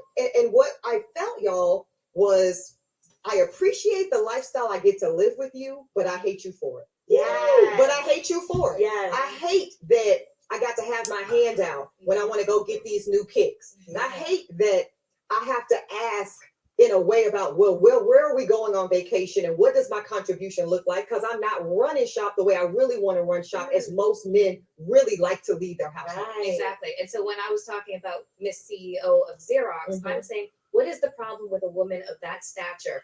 The amount of time that she's invested, not into her, you know, schooling, but her profession, into her life, building herself up. Why shouldn't she feel like she should be equally yoked? Why is that a problem? Yeah. You know, and then it's always the reverse card. Sure. Well, when men are titans of industries, do they go looking for equally yoked, et cetera, et cetera? No, because they're probably not going to go find it. I'm like, oh, Jesus, Lord, take the wheel. Yeah. Well, they also want somebody that's going to follow them around and do what they want them to do. That's what I said. Yeah. Titans of industry are looking for women who are not going to say, I'm sorry, my schedule is exactly. That they need a woman who is going to be at their beck and call, who is going to be available for everything, who's going to have the kids, raise them, and just be available for them. Would you ever do something like that, Al? What? Pay all the bills, like would you take care? Like say he's like a stay-at-home dad and he's taking care of the kids and you are the breadwinner, are you okay with taking care of all the bills?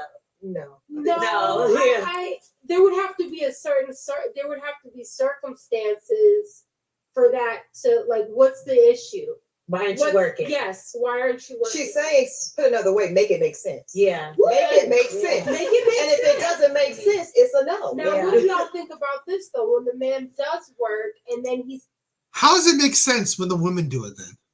Yeah, I was thinking the same thing. Like, you making money, so I have the time to do all the other things. So that's why it makes sense. Like, if I go to work, I'm not gonna be able to do all the things I am doing. Yeah. So yeah, But see, this is the thing, right? This is the thing. they're imagining. That's tough because they're imagining if the man's a stay-at-home dad. I could see it. I could see it materialize in her brain. She was like, "Well, why can't you work? Like, why are you lazy? Why are you home? Like, if And that's the he's thing. working at home, Literally, like, that's the job." you know how many times women say that? Okay, it is being a stay-at-home mom is a job. Work. How many times women say that? We should appreciate stay-at-home moms.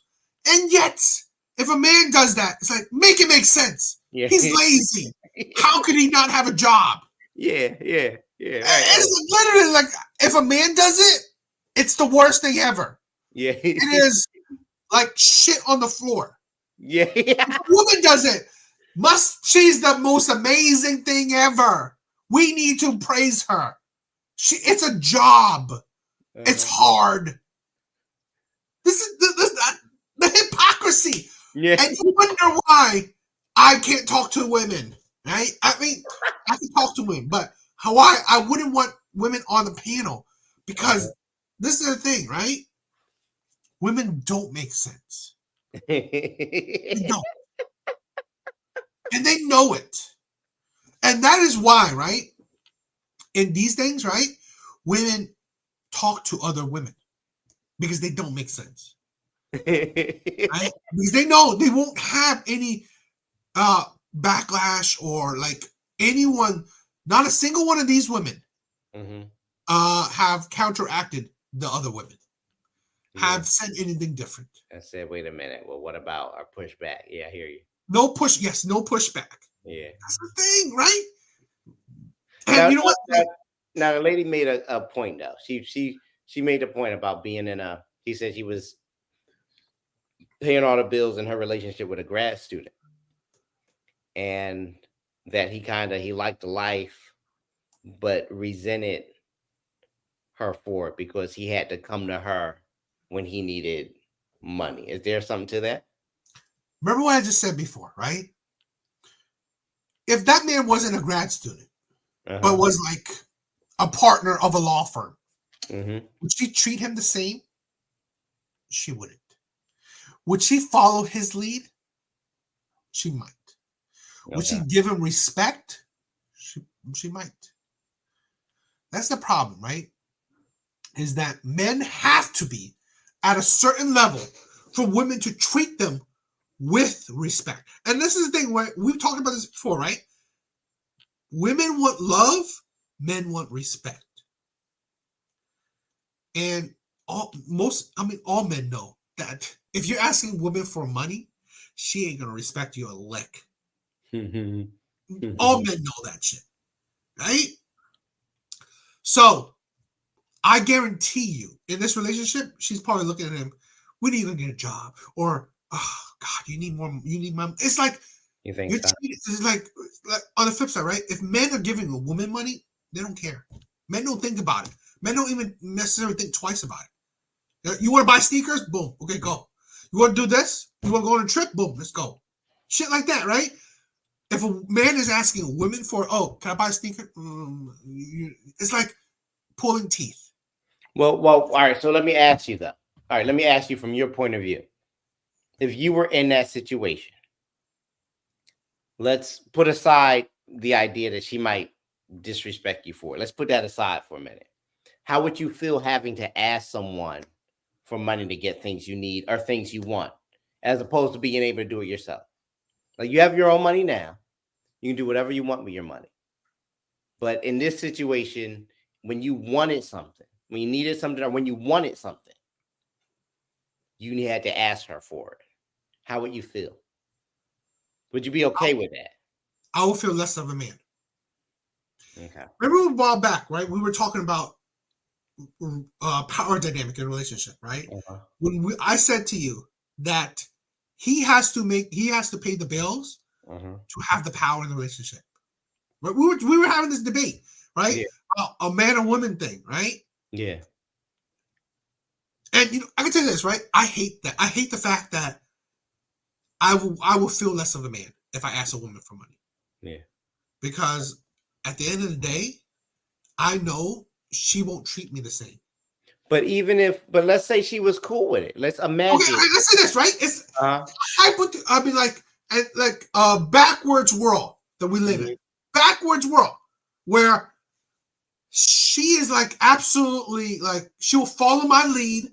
She will listen to me. She respect me. She would like blah. It's like she absolutely obsessed with me. I wouldn't care. I would ask for money. Okay. I was like if I ask for a grand and she's like, here, babe, here's a grand. And then next thing she's cooking me food.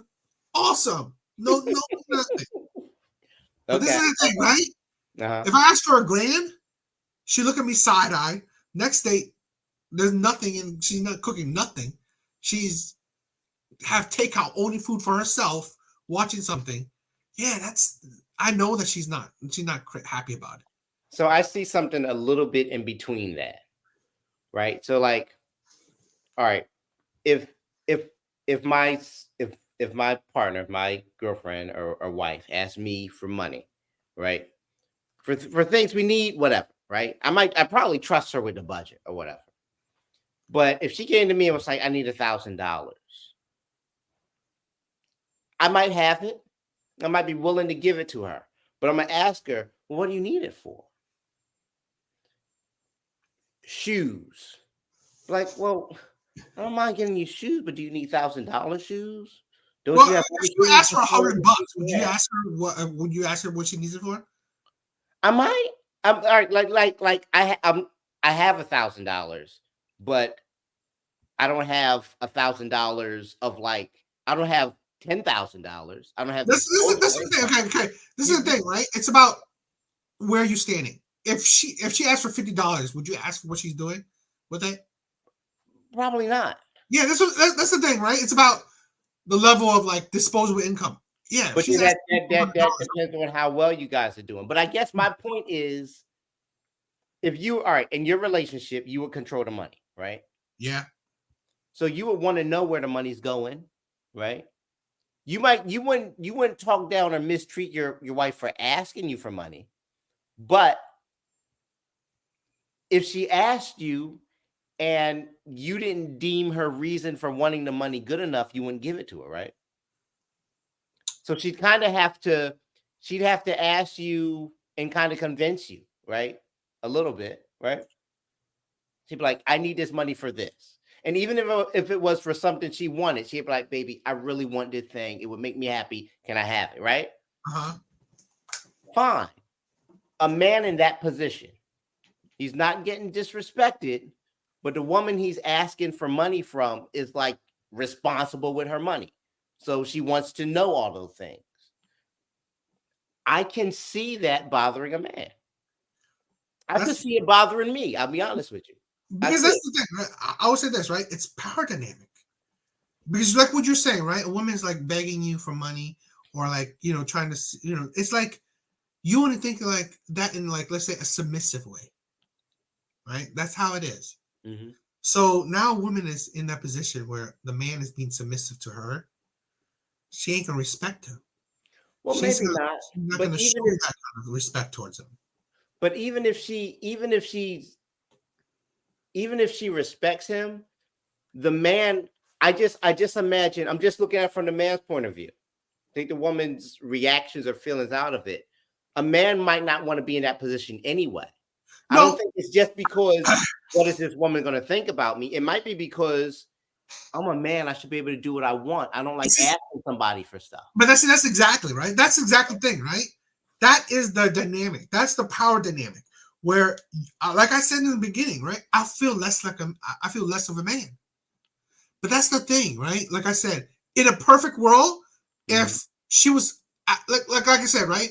If she was like absolutely submissive to you, absolutely obsessed with you, right? How can you? And this is what I'm thinking, right? How can I feel less of a man when she gives me $1,000?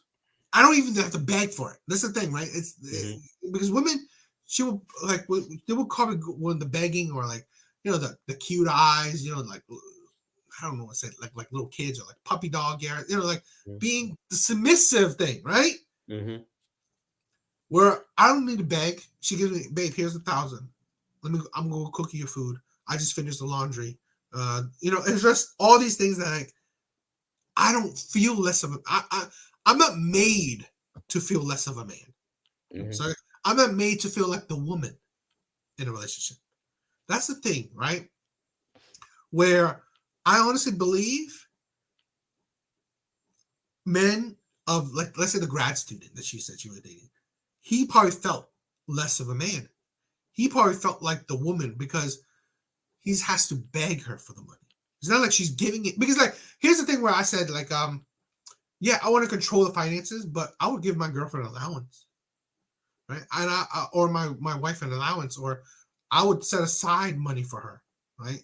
I would do things where she's not hurting for money. That's the thing. And I wouldn't cry about it. I wouldn't care about it because I set it up because I want her to have some money. This is the thing where, in the flip side, is like I think these women, their power dynamic is that you're not asking me for money because then now I'm the man in this relationship, and that's a stigma that men all know. If you the money is, that's why I said before, right in an early episode, money is power. If you're not making the money, sad, but you don't have the power in the relationship. And again, I honestly believe it's not because of men making that out to be, it's because women make that out to be. Because if we want to, if I want to, if I didn't have to make more money than my significant other, I wouldn't bother. Right? If I make just as much, if I make equal or less than her, but she still treats me like I'm the leader of the relationship, great. But that's not the case. Men have to be better because, again, these women may be, of a certain status, but their thinking is not original. It's not nothing new. Right? Even a poor black woman, she ain't gonna listen to a man that's poor as well. She will be more submissive and obedient to a man that makes more than her. That's the thing. Okay. And men know that. So I agree with you. I think you're right in most cases, but I also believe that there is an element of pride that gets hurt, whether somebody else feels negatively about what we're doing or not, right? Like, if I had to ask you for money, you'd be willing to help me out. But I'd be like, oh, I gotta ask somebody for money. Like it's still a little bit of it's a little bit of shame in that anyway, though. The pride is because, let's say this: if you're asking money from your bro, I'm not making you feel like a woman. Well, no, you're not. But I'm still gonna feel a little bit. Well, I mean, you may, but it's like that men have pride. I mean, yes, I'm not gonna say nothing different with that. I ain't gonna say, yeah, men have pride. That's why, yeah, men don't do it. I'm saying like that's partly, yeah. That's part some of them men too. But no, I do think you're right that it definitely skews the power dynamic. Absolutely. Yeah, I agree. Never there. Well, personally, I'm fine with it because the Bible says you're supposed to provide. But that's just me. I'm also like, I believe in provision. Like it's out there. Yeah. Right, because somebody does. They believe in provision, but they don't believe in submission. Just have to go get it. And just to show you I'm consistent on this, I have friends who were raised in more affluent childhoods and backgrounds than I was, where they had two parents in the home. one personal friend. Both of her parents were doctors, and her mother, who was a pediatrician, was never around. And she went to a private school, and she'd be like, "Mommy, you know, this is bullshit because all my other friends' moms are on the field trips, and where are you?" And in my house, that's like so crazy because I had a single mom who was working 3 or 4 jobs, driving a school bus, also getting paid at the time $25 an hour. I'm talking about in the 90s at UPS. Shout out to UPS. And all these things. So my expectation was that she wouldn't be around because I understood at a young age, to your point, Elle, you can't have both at the same time. Yeah. Someone cannot be taking care of your lived expenses and be up in your face. So which one do you value more?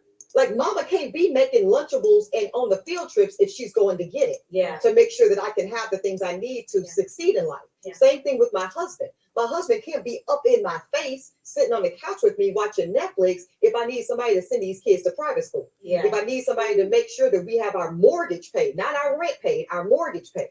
So I'm very much okay. Baby, go to work. So you'll be okay with him being gone? Bye-bye. Right. I love you. Go get it. And that's what I want men to understand about most Black women that I know. Most of us, contrary to popular belief, don't just want a man. We want the. See, that's the problem with women. That right there is the problem. Right there. It's like how many generations, right?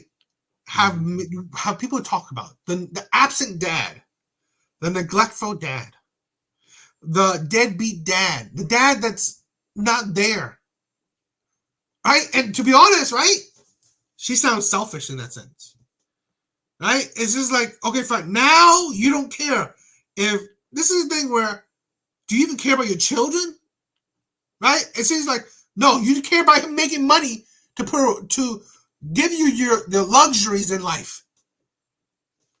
Why do you have a degree? This is what I said. Why does it care if she's a lawyer?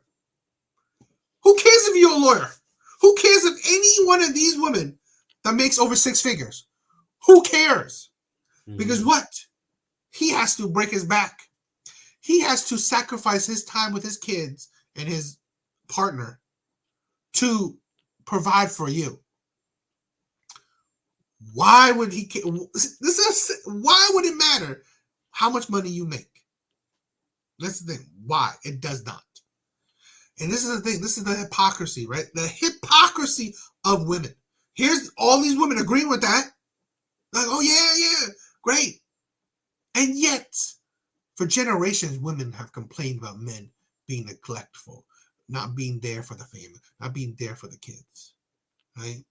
Only being, because you got to think, a man that works hard, comes home, he's tired. And you expect him to have more time for the kids, more time for you.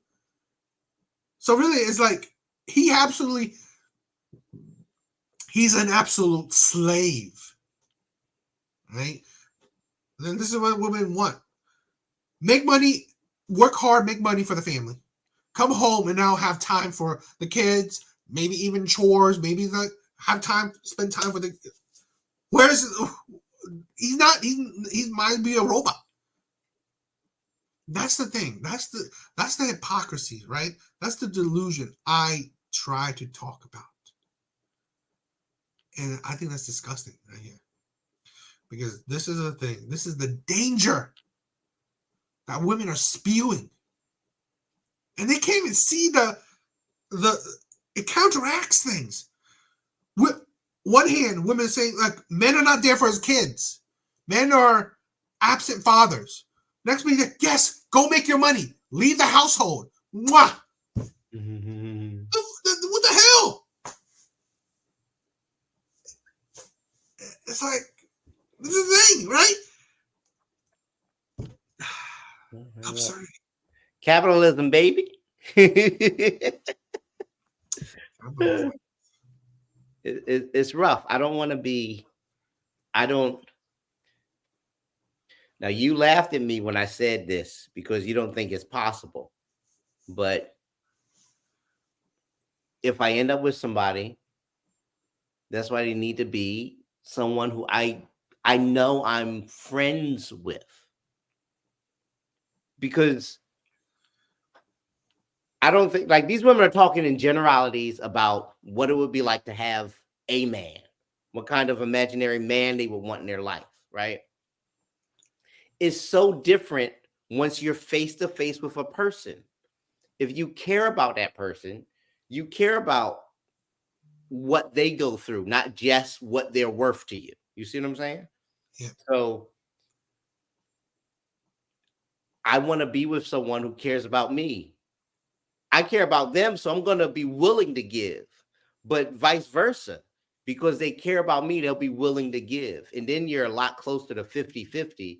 You're a lot closer to both sides making compromises, on what they want as opposed to for what's beneficial for both of you. You see what I'm saying? And it's easier. I feel like when you like they're talking, and I think to a degree in a different ways, men do the same thing.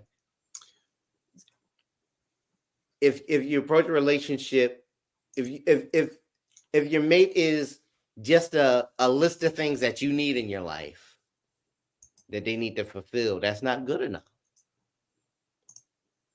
I don't think that's good enough for a healthy relationship. I mean, people are in those kinds of relationships all the time. I just, I don't think it's good enough. Here's my controversial thing. I don't think men are doing that.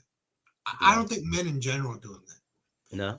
I've said this before, and I think I've said I've shown you this in our maybe our last one or one before. Mm-hmm. All these women, right? Mm-hmm. They have options. There will always be men out there, and if you remember this, my own quote, always be men out there that want. Women will always have men out there that want to be with them, want to have sex with them, want to be boyfriend and girlfriend with them, hell, even want to marry them. Mm-hmm. And yet these women, they'll probably say it, that they're single. Why?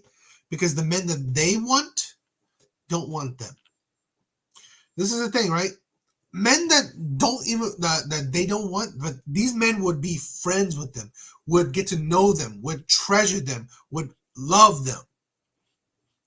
But they might be the 50-50 thing, right? They might be whatever, right? And this is the thing where women want these perfect men, these perfect situations, okay? And I say that it's not men don't want to do that. I mean, of course there's some men, right? But I think men in general, they just want to be happy. They're not necessarily looking for perfect, because men are, anyone that says they want perfection is an idiot. But men just want to be happy. And usually for men, it's just happy like a woman that loves them and be there for them and loyal to them and give them kids, right? That's it. That's mainly that. Okay. And men will gladly sacrifice their lives, provide and all that shit. These women, they want a top tier man to cover every perfection, every category. That's the issue. And that's what I think a lot of women are suffering from. The man that we want. We want a man that we desire. We want a man that we're actually attracted to. Physically, emotionally, psychologically, intellectually. And if you're not perfection, you know what I mean? Nowadays, it is a lot to ask, and It's not a lot to ask. I actually think it is. No, I swear to God, everybody trying to convince us that we need to accept the bare minimum needs to go somewhere. No, that is not a lot to ask. I swear to God, the bar's in hell. It's No, not a lot. I agree with you, because I just they don't have want it. one, they That's want my love. point. Yeah, they So want if you're not all of those things, if I don't desire you, I really don't want you. Real boss men, they do not desire a financial. But before she continues, because I want to cover that. What just said. What do you think? You mean that little discussion they had about whether it's a lot to ask? Everything. What they just said. I mean, well, nobody's perfect. Nobody's perfect. So like you. All right, man. All right. How do I put this? Here, get your get your thoughts process that. Yes, no one's perfect. The problem is women expect perfection. That's the problem, right? That's the problem. The bar isn't hell, really? The bar? I mean, come on. The bar doesn't start at a millionaire man. Right? That's not the bar. That's not where the bar starts. Millionaire and then above. That's not where the bar starts. So all right. Then what's the bare minimum? Bare minimum? What's the bare? Yeah. What do you think a bare minimum is? Just being a good guy. Okay. Being a good person. Right? Is being a good person, is just being a good person enough? Should they just have to accept that? Should you just have to accept that? Just a good person? No. Yeah. There's other things too, right? I want a person who's good, but I also want a woman that's talking. I mean, a good person is where the bar starts, okay, and then other attributes add to it. Right. That's the thing. Right. So, is there a point where you're asking for too much, or where you're asking for a lot? Yes. We're at that point. Okay, let's say like these women, right? Flip side, if I'm asking for a supermodel, the bar's not in hell if I'm asking for a supermodel, right? The bar isn't in hell if the man doesn't make six figures. That's not the bar. That's not where the bar starts, making six figures, right? The bar doesn't start when I think a woman is an 8 or a 9. That's not where the bar starts, right? If she's not an 8 or 9, the bar's in hell. Yeah. Seriously? No, the bar starts at if she's a 5. Average. 5 is an average, right? The bar's in hell if she's a 3. Right? That's in hell. Now. So I agree with you that essentially you're not going to get everything you dream of across the board in a man. I mean, if you hit the jackpot, maybe, but I don't even think it's fair to expect that because nobody's perfect. And I don't think it's fair to the other person to expect that. But you can get most of the things you want. And you have to set a list of priorities. What's most important? And if you get the things that are most important, some of the things that are less important, you could do without. Because you're not going to be everything to that person either, right?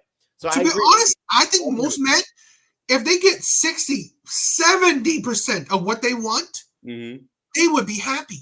Yeah. Women, I think it's 90, 95. I mean, like they maybe have a 5 to 10% leeway. Okay. But it has to be like 90% or better. That's the thing. 90%. I mean, come on. And usually, right? The crazy shit is the 90% is the same like every woman.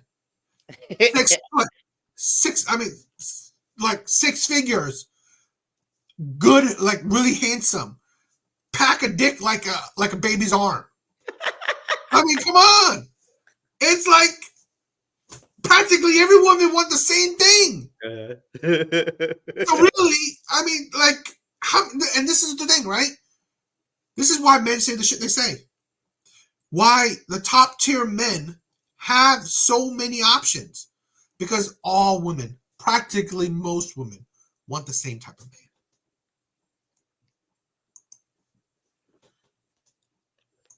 Or an intellectual equal. They are not attracted to it. It is a turn off. The people, I just don't want it. They want love. Point. Yeah. So if you're not all of those things, if I don't desire you, I really don't want you. Real boss men, they do not desire a financial or an intellectual equal. They are not attracted to it. It is a turn off. The PP goes, burr, burr, burr. It does. I'm telling you the truth. They did not go to law school, L'Oreal, so they could end up with a peer. They went to law school, they went to medical school, they went to Harvard MBA so that they could be the dominant, so that they could run the shop. We're all single here on this panel. Are you single? No surprise. I am definitely single. I'm newly single. I've been single a very long time. And single. And all successful, which is scary. So it is that hard, right? We're saying it's not that hard, but you have 4 successful women. Because the success is not to our advantage. Beautiful. romantically. Now, Okay, let's just name some things. Yeah. Okay, because I can't sit up on this panel and not name the fact that even in this conversation of four diverse women of different lived experiences, we still represent some similarities. Nobody on this panel is darker than a brown paper bag. We need to name that. Nobody on this panel is more than a size 10. And so let's just kind of expand. I think the first We woman is bigger than represent size 10. a preference. Yeah, but am I the only one here? No, I'm listening. No, we're listening. We represent a preference amongst what society and in particular Black men have said they preferred. And yet, we represent Black women that are still paying a price and a tax for our success. Can we imagine what this conversation looks like with our darker melanated sisters? Can we imagine what this conversation looks like with our curvier sisters? So I think that this is showing to me the impetus of the crisis. We're in a crisis when it comes to Black women in romantic partnership, because to Melissa's point earlier, of course we can, and many of us do date outside of the Black race, but I'm never gonna try to convince a Black woman to want something she doesn't want. Oh, Right? never, You know what I never, mean? Absolutely If you are attracted and desirous of a Black man, that's what I want for you. All right, thank you.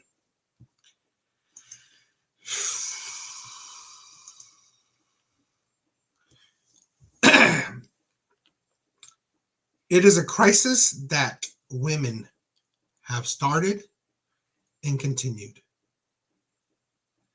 It is a crisis that women are the perpetrators and the creators of. What do you think?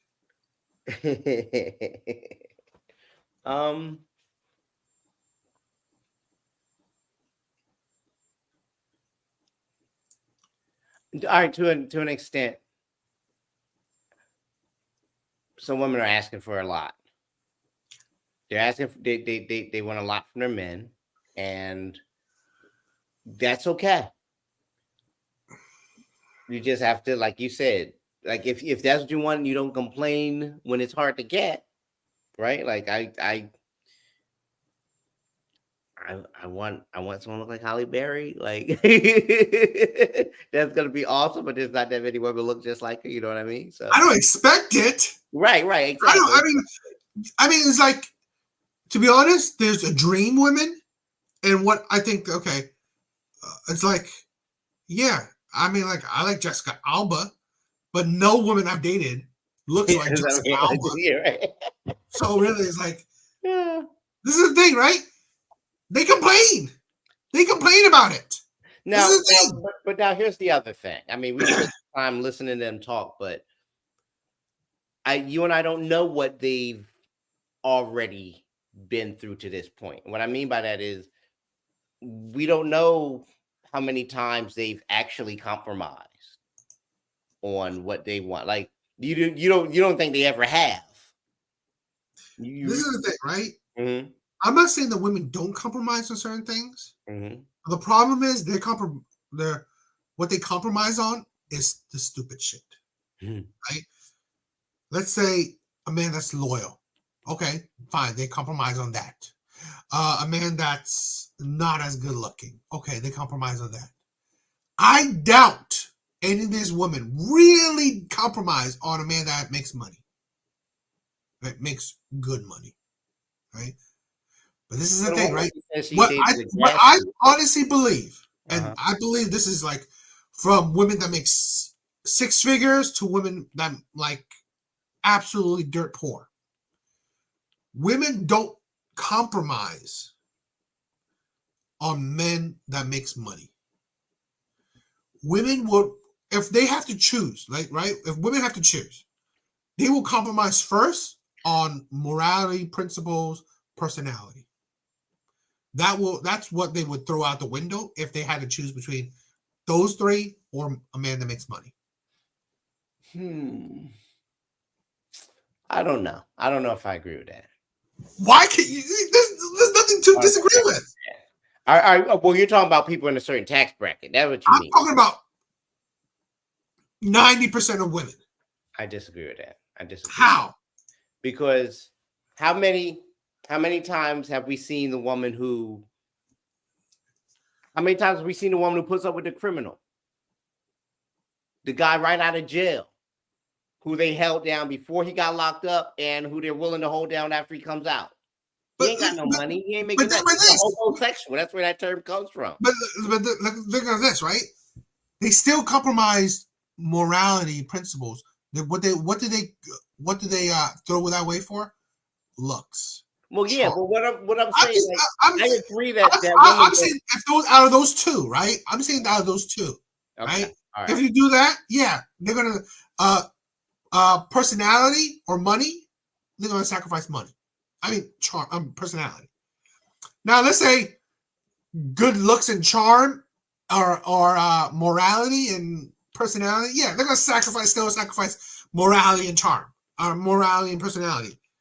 It's like, to be honest, I give you the three things that women want: looks, charm, and money. Right? That's what they only think about that. Okay. That's the only thought they have. If a man has that, oh, that's who I'm gonna go for. And yet, it will be a string of failed relationships. Because this is the thing, right? This is the problem. Like, we talked about this, right? The generations of old, even the black community, they're not thinking about how good looking this man is. They're not thinking about, oh, how charming this man is. They're thinking about what kind of man this is. What's his personality? What's his character? His morality, right? His personality, right? That's what family cares about, because they know that that's what will make a better, stable relationship, stable family, right? Money is great, but you can build the money, right? Looks and personality, looks and charm is nice, but I think that's a facade. That thing is not gonna make a relationship stable. Right? That's the thing. And I'm sorry, black women are synonymous with it, because they pass that with generation to generation. How I say things, right, is because there's statistics to back it. One of the highest single mother rates, one of the lowest marriage rates. And then you could correlate that with a lot of things, right? There was I forgot where it came from, but there was a quote where black women are the ones who made desirability of thugs and criminals number one. Black women have created that. They push it out where being a thug is so hot, being a criminal is so masculine. And that's the thing. I don't know if I agree with that. How could you effing not? I don't know if I agree. Okay, then give me a counter. So, women in general, they like a strong man, right? Right? Like thugs and criminals are often men with strong personalities, alpha men with a presence, right? Women like that, right? And a thug or a criminal is a skewed version of that. And society over the years has portrayed black men in that way. So they've created the picture of the thug and the criminal. So I don't think black women have caused that to be the thing. I think women have always been attracted to that kind of man. But because of culture, especially in the United States, when you say thug, you think of Tupac. You know what I mean? Like so yeah, a lot of women are attracted to that kind of man, but I don't think it's black people's fault or black women's fault that that's the case. How is it not? Because you perpetuate it. I don't think they're the ones who perpetuated it. I think all they women are. Like seriously, how is it not? I think it's just I don't think they let me tell you this, right? Let me tell you this, right? Mm-hmm. So if black culture, black women were being, and this is crazy, but they were a string of single mothers that their fathers were engineers, were geeks, comic book geeks, were nerds, and absolutely all the gangsters, criminals, and whatever were childless. What does that tell you? What does that tell you? That, wow, you know what? That's not attractive. The being a criminal, being a thug, being, you know, a degenerate is not attractive to women. And yet, I can tell you this, right? Practically most of criminals have children, multiple children. But that just speaks to the fact that that kind of man is attractive. But that's what I'm saying. But It's just say that black women have made that the case. Black women haven't made that the case. Black women are victims of it. How are they victims to it? You're not a victim. See, this is why I hate, right? You're not a victim to whatever for a situation you chose. There's no you don't call for victimhood when you, like, I'm not gonna scream out. If you're not a victim of something you choose, then you can't say black women perpetuate anything, because everybody chooses what they want. Nobody can be influenced.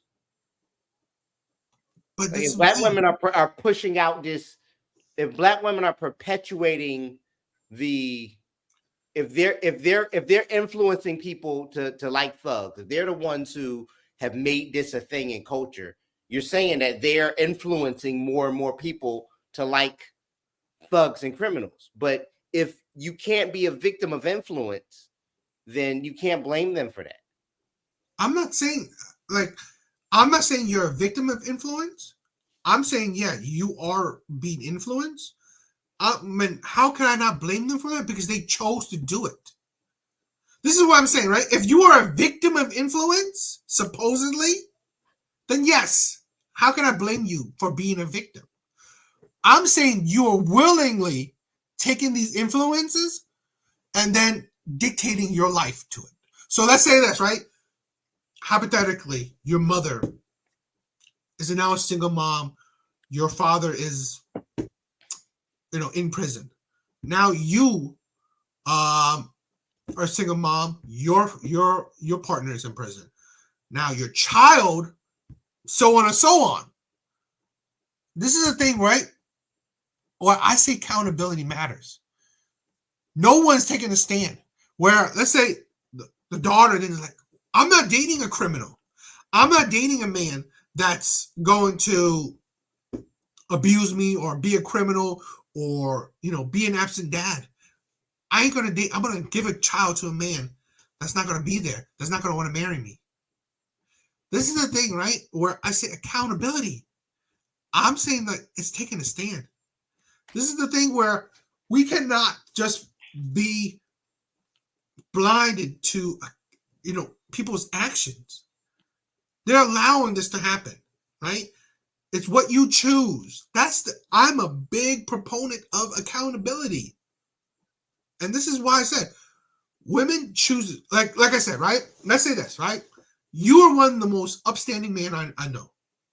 Thank you. Now, let's say if you had 10 baby moms. Wow. I think that's crazy. Right? I think that's crazy. That would be crazy. But then it's like, as crazy as that situation is, at least I know that all your kids you're taking care of. All these women you wanted to marry, but they just, whatever, they didn't want to marry you. That's the thing where I know the type of man you are. And so I know that, let's say these 10 women, they were attracted to a man that at least it's morally sound, that would be a good father, that wanted to marry them, but whatever, they didn't want to marry you, right? This is the thing where they picked a person that would have married them, wouldn't have had a child, wedlock, all this shit.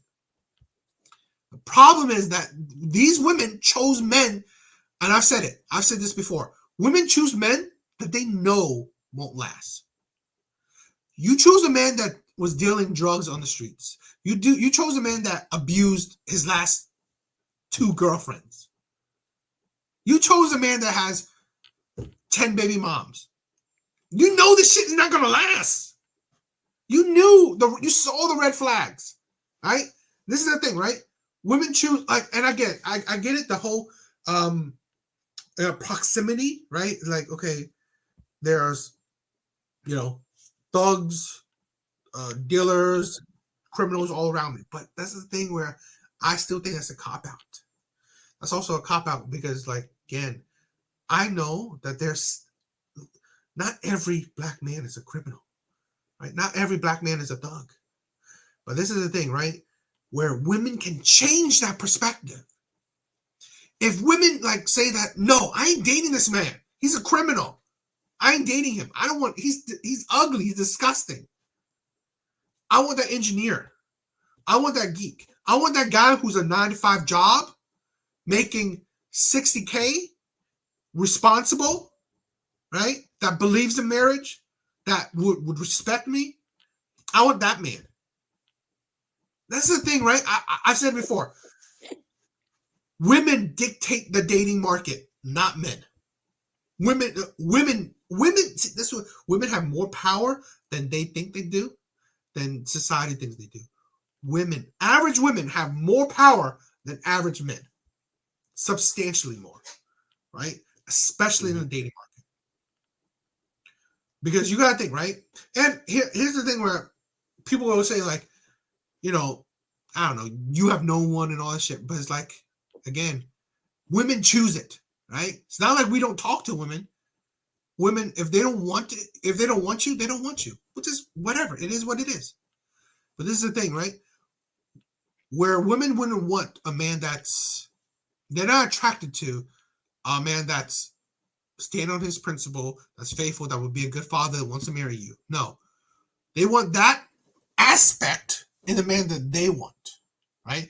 Let's say, like, the NFL athlete, they want that man to become, let's say, have your personality in an NFL athlete. That's the thing, right? That's the problem. They want that personality, let's say, in a gangster, in a criminal, to like, oh, I'm gonna change my way and I'm gonna work 9 to 5, but I was a criminal and all. It's like, this is what women want. Like, women want perfection. They want to build a man. That's the thing. They take attributes all around, but that's that thing is like, that's the thing where, like we're watching this video, right? It is the illogicalness of it, and that is why these women who are, let's say, above late 30s, they're still single, or they're newly single, because, again, I said women can always find men, but can you keep a man? Women are gauged on, can they keep men, not by how many men they can get, because it's easy for women to get many men, but it's not easy for women to keep men. What are your thoughts? Well, it is easy I do believe it's easy for women to get multiple men. And I guess I wonder if it is. I guess is it difficult for a woman to keep a man?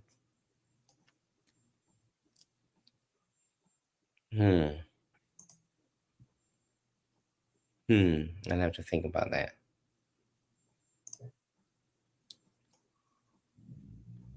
I mean, if it's why do you think it's difficult for a woman to keep a man? Because of their personality. This is why I go back to it, where I was talking about black women are the least desirable, not because of their looks. Black women are beautiful, right? I find black women beautiful. They're not least desirable because of their looks. Black women are least desirable because of their personality. They have one of the worst personalities in the dating market. I don't think that's true, but okay. And again, this is in general. It's not the women that you date. It's not the women that you talk to. But, like, I'm saying the stigma. Like do not lie. You know the stigma, right? How the stereotype or shit about that. The image of black women. You know it. Yeah, but that's a good image. The image of white women as Karens doesn't apply to all or most white women. See, this is the thing. Like, all right, so here's my thing. Here's what I think. I think that it always goes back to the few with the loudest voices. I think you've got a group of men looking at a group of women and then applying what they see to the whole class. I don't think that's the case. But like, all right, if black women have like the worst personalities, why? Why do they have the worst personalities? They did it themselves. They just woke up and was like, I'm black and I decide I'm going to act this way. No, some outside factor had to influence that. Why is that part of the culture? Because that's what it is. That's what it means. Because it's melanin doesn't make you act a certain way. No. It would have to be. It would have to be culture. It would have to be part of culture. Not because you're black. Part of culture do people not like? Because where does that part of the culture come from? But look at this, right? We literally just talked about in this video. Her mom literally say, "Don't date this." I mean, she supposedly say her mom would smack her. Mm-hmm. Right? I agree. If she, here's the thing, right? Let's go with this one. Right? I'm gonna perfect video. Like, I need a nigga that'll tell me about myself. Like a nigga that'll cuss me out every now and then and put me in my place. Like, you know what I'm saying? I can't have no nigga that I'm telling them what to do all the time. But what about if he all the time? But what about if he loved you and treated you better than that hood? We was just, me and my cousin was just talking about this. I was young. I was probably like 17, and then he bought me some flowers. Yeah, okay. I was so fucking mad. Like, why the fuck would he buy me some flowers? This shit is why I stand with my. So let me just go to the hood nigga, because the hood nigga already gonna go above and beyond when he comes to a girl like me, because he's gonna appreciate what I bring to the table versus a good guy who knows he has all these options. He's gonna take me for granted. So I would go to the hood nigga who's gonna, you know what I'm saying, take me on the adventure. Your thoughts? You can please check out my main channel, right? Devil's Advocate, right? The link is in the description down below. So you can see my reactions to the videos the shorts I just posted. I mean, that I just showed. You tell me, what's your thoughts? I mean, for my rebuttal, I don't have proof. I have to do some research. You have no proof of it because you're just thinking about it. It's like that's the thing, right? You counter. I mean, to be honest, sometimes I think that's the problem with a lot of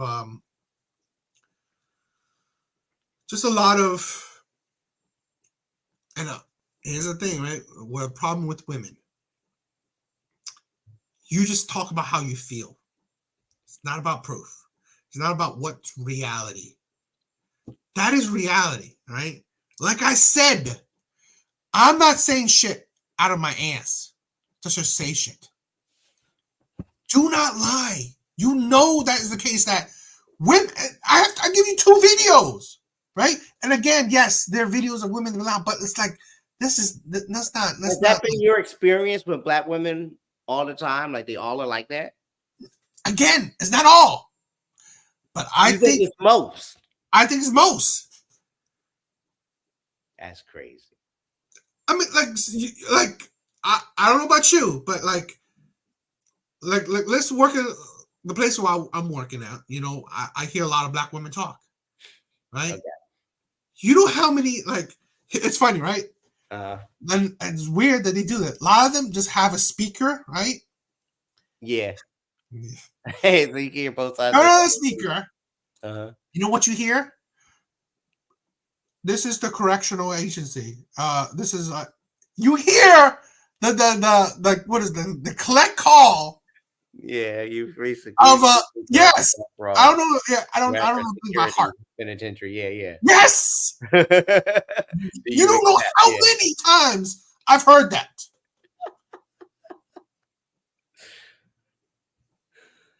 I mean, come on, bro. It's like, this is the thing, right? I get it, right? And I hope I could change this about you, right? I get it. That you want to support your culture and not see, or your community, and not see, or not think the negativity is prevalent or the majority. But that's the thing, right? And this is the thing. I'm not saying shit because I wanted the thing. I'm saying the shit because I wanted to change, to make a stand. Because I said this to you before, right? I think you are one of the most morally upstanding man I know, right? And you're black.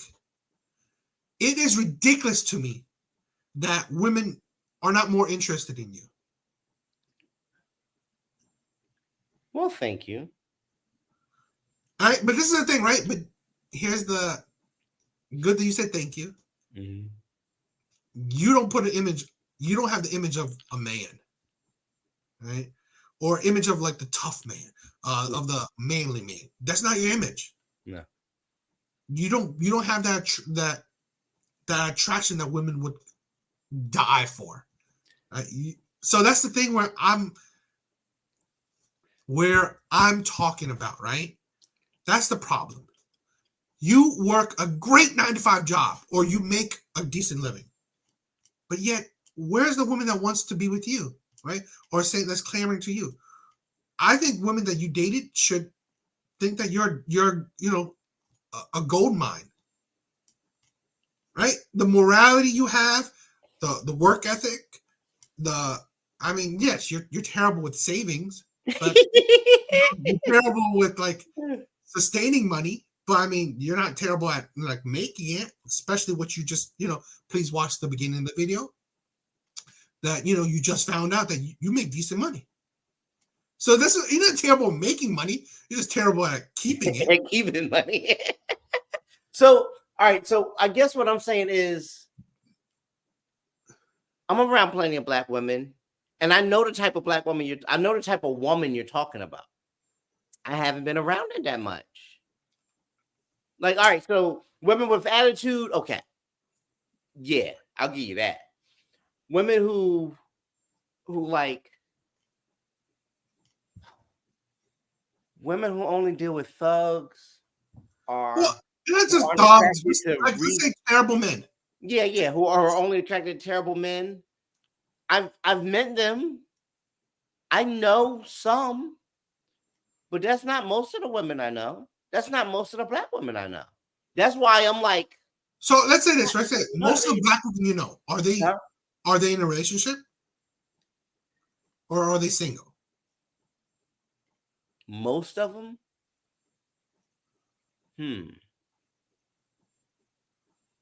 I think it's 50-50. So 50 are in a relationship, 50 are single? Yeah.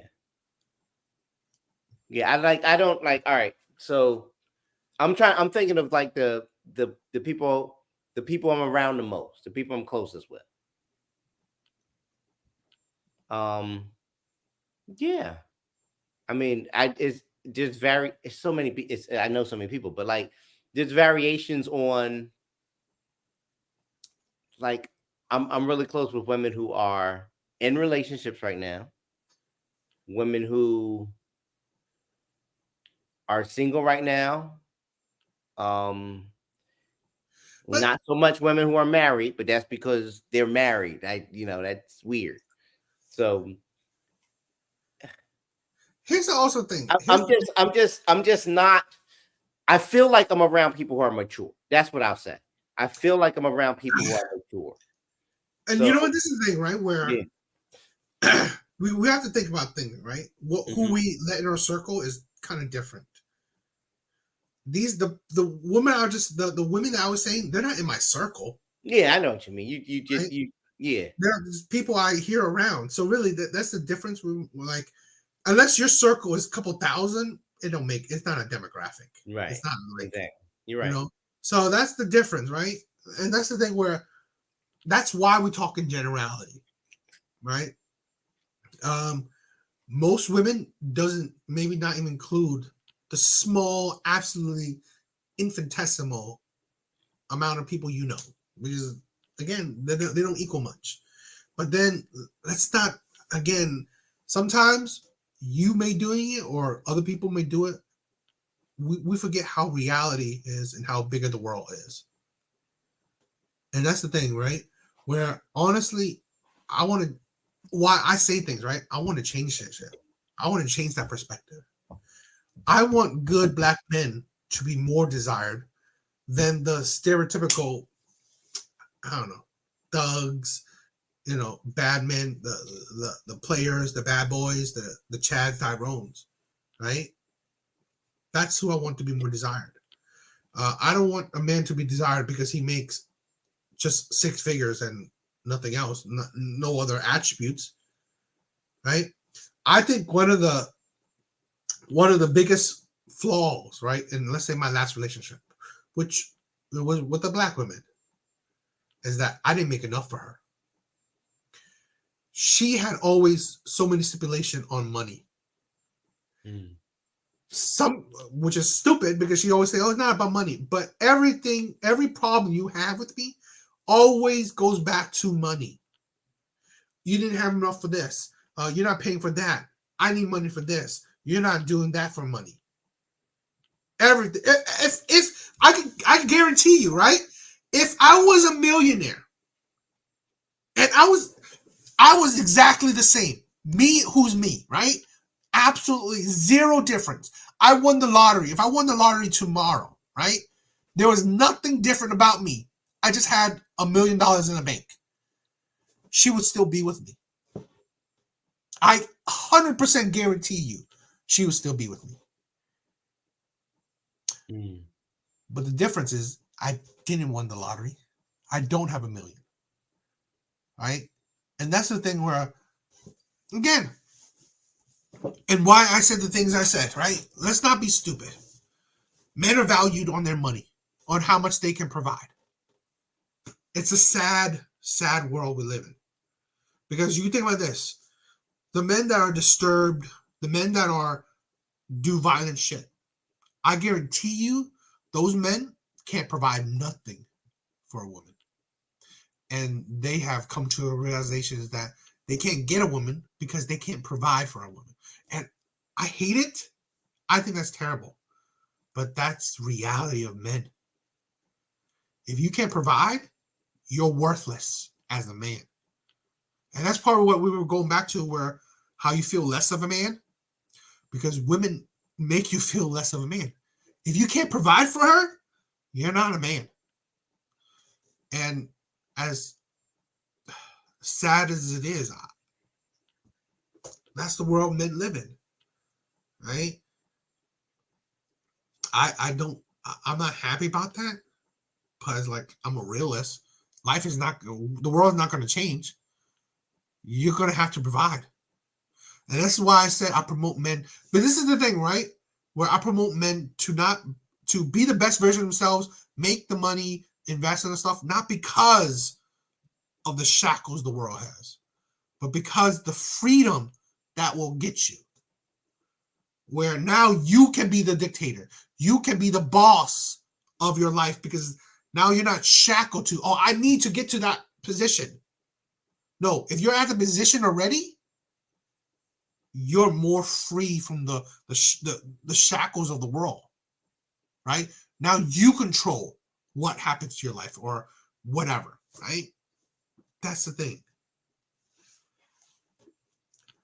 It's been a while, so any final words, any thoughts of the videos? I talk a lot in these videos, so I hope you guys like it. And if you guys like it, please check out my main channel, right? Like I said, description is in the script. The link is in the description down below. Please check it out.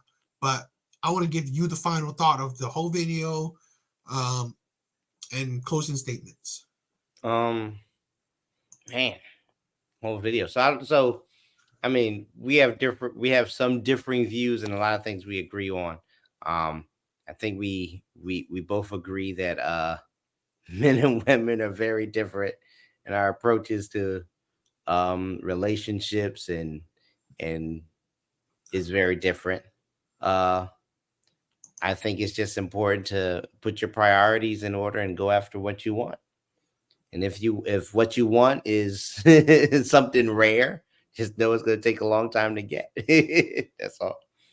Right? Yeah. Okay, cool. I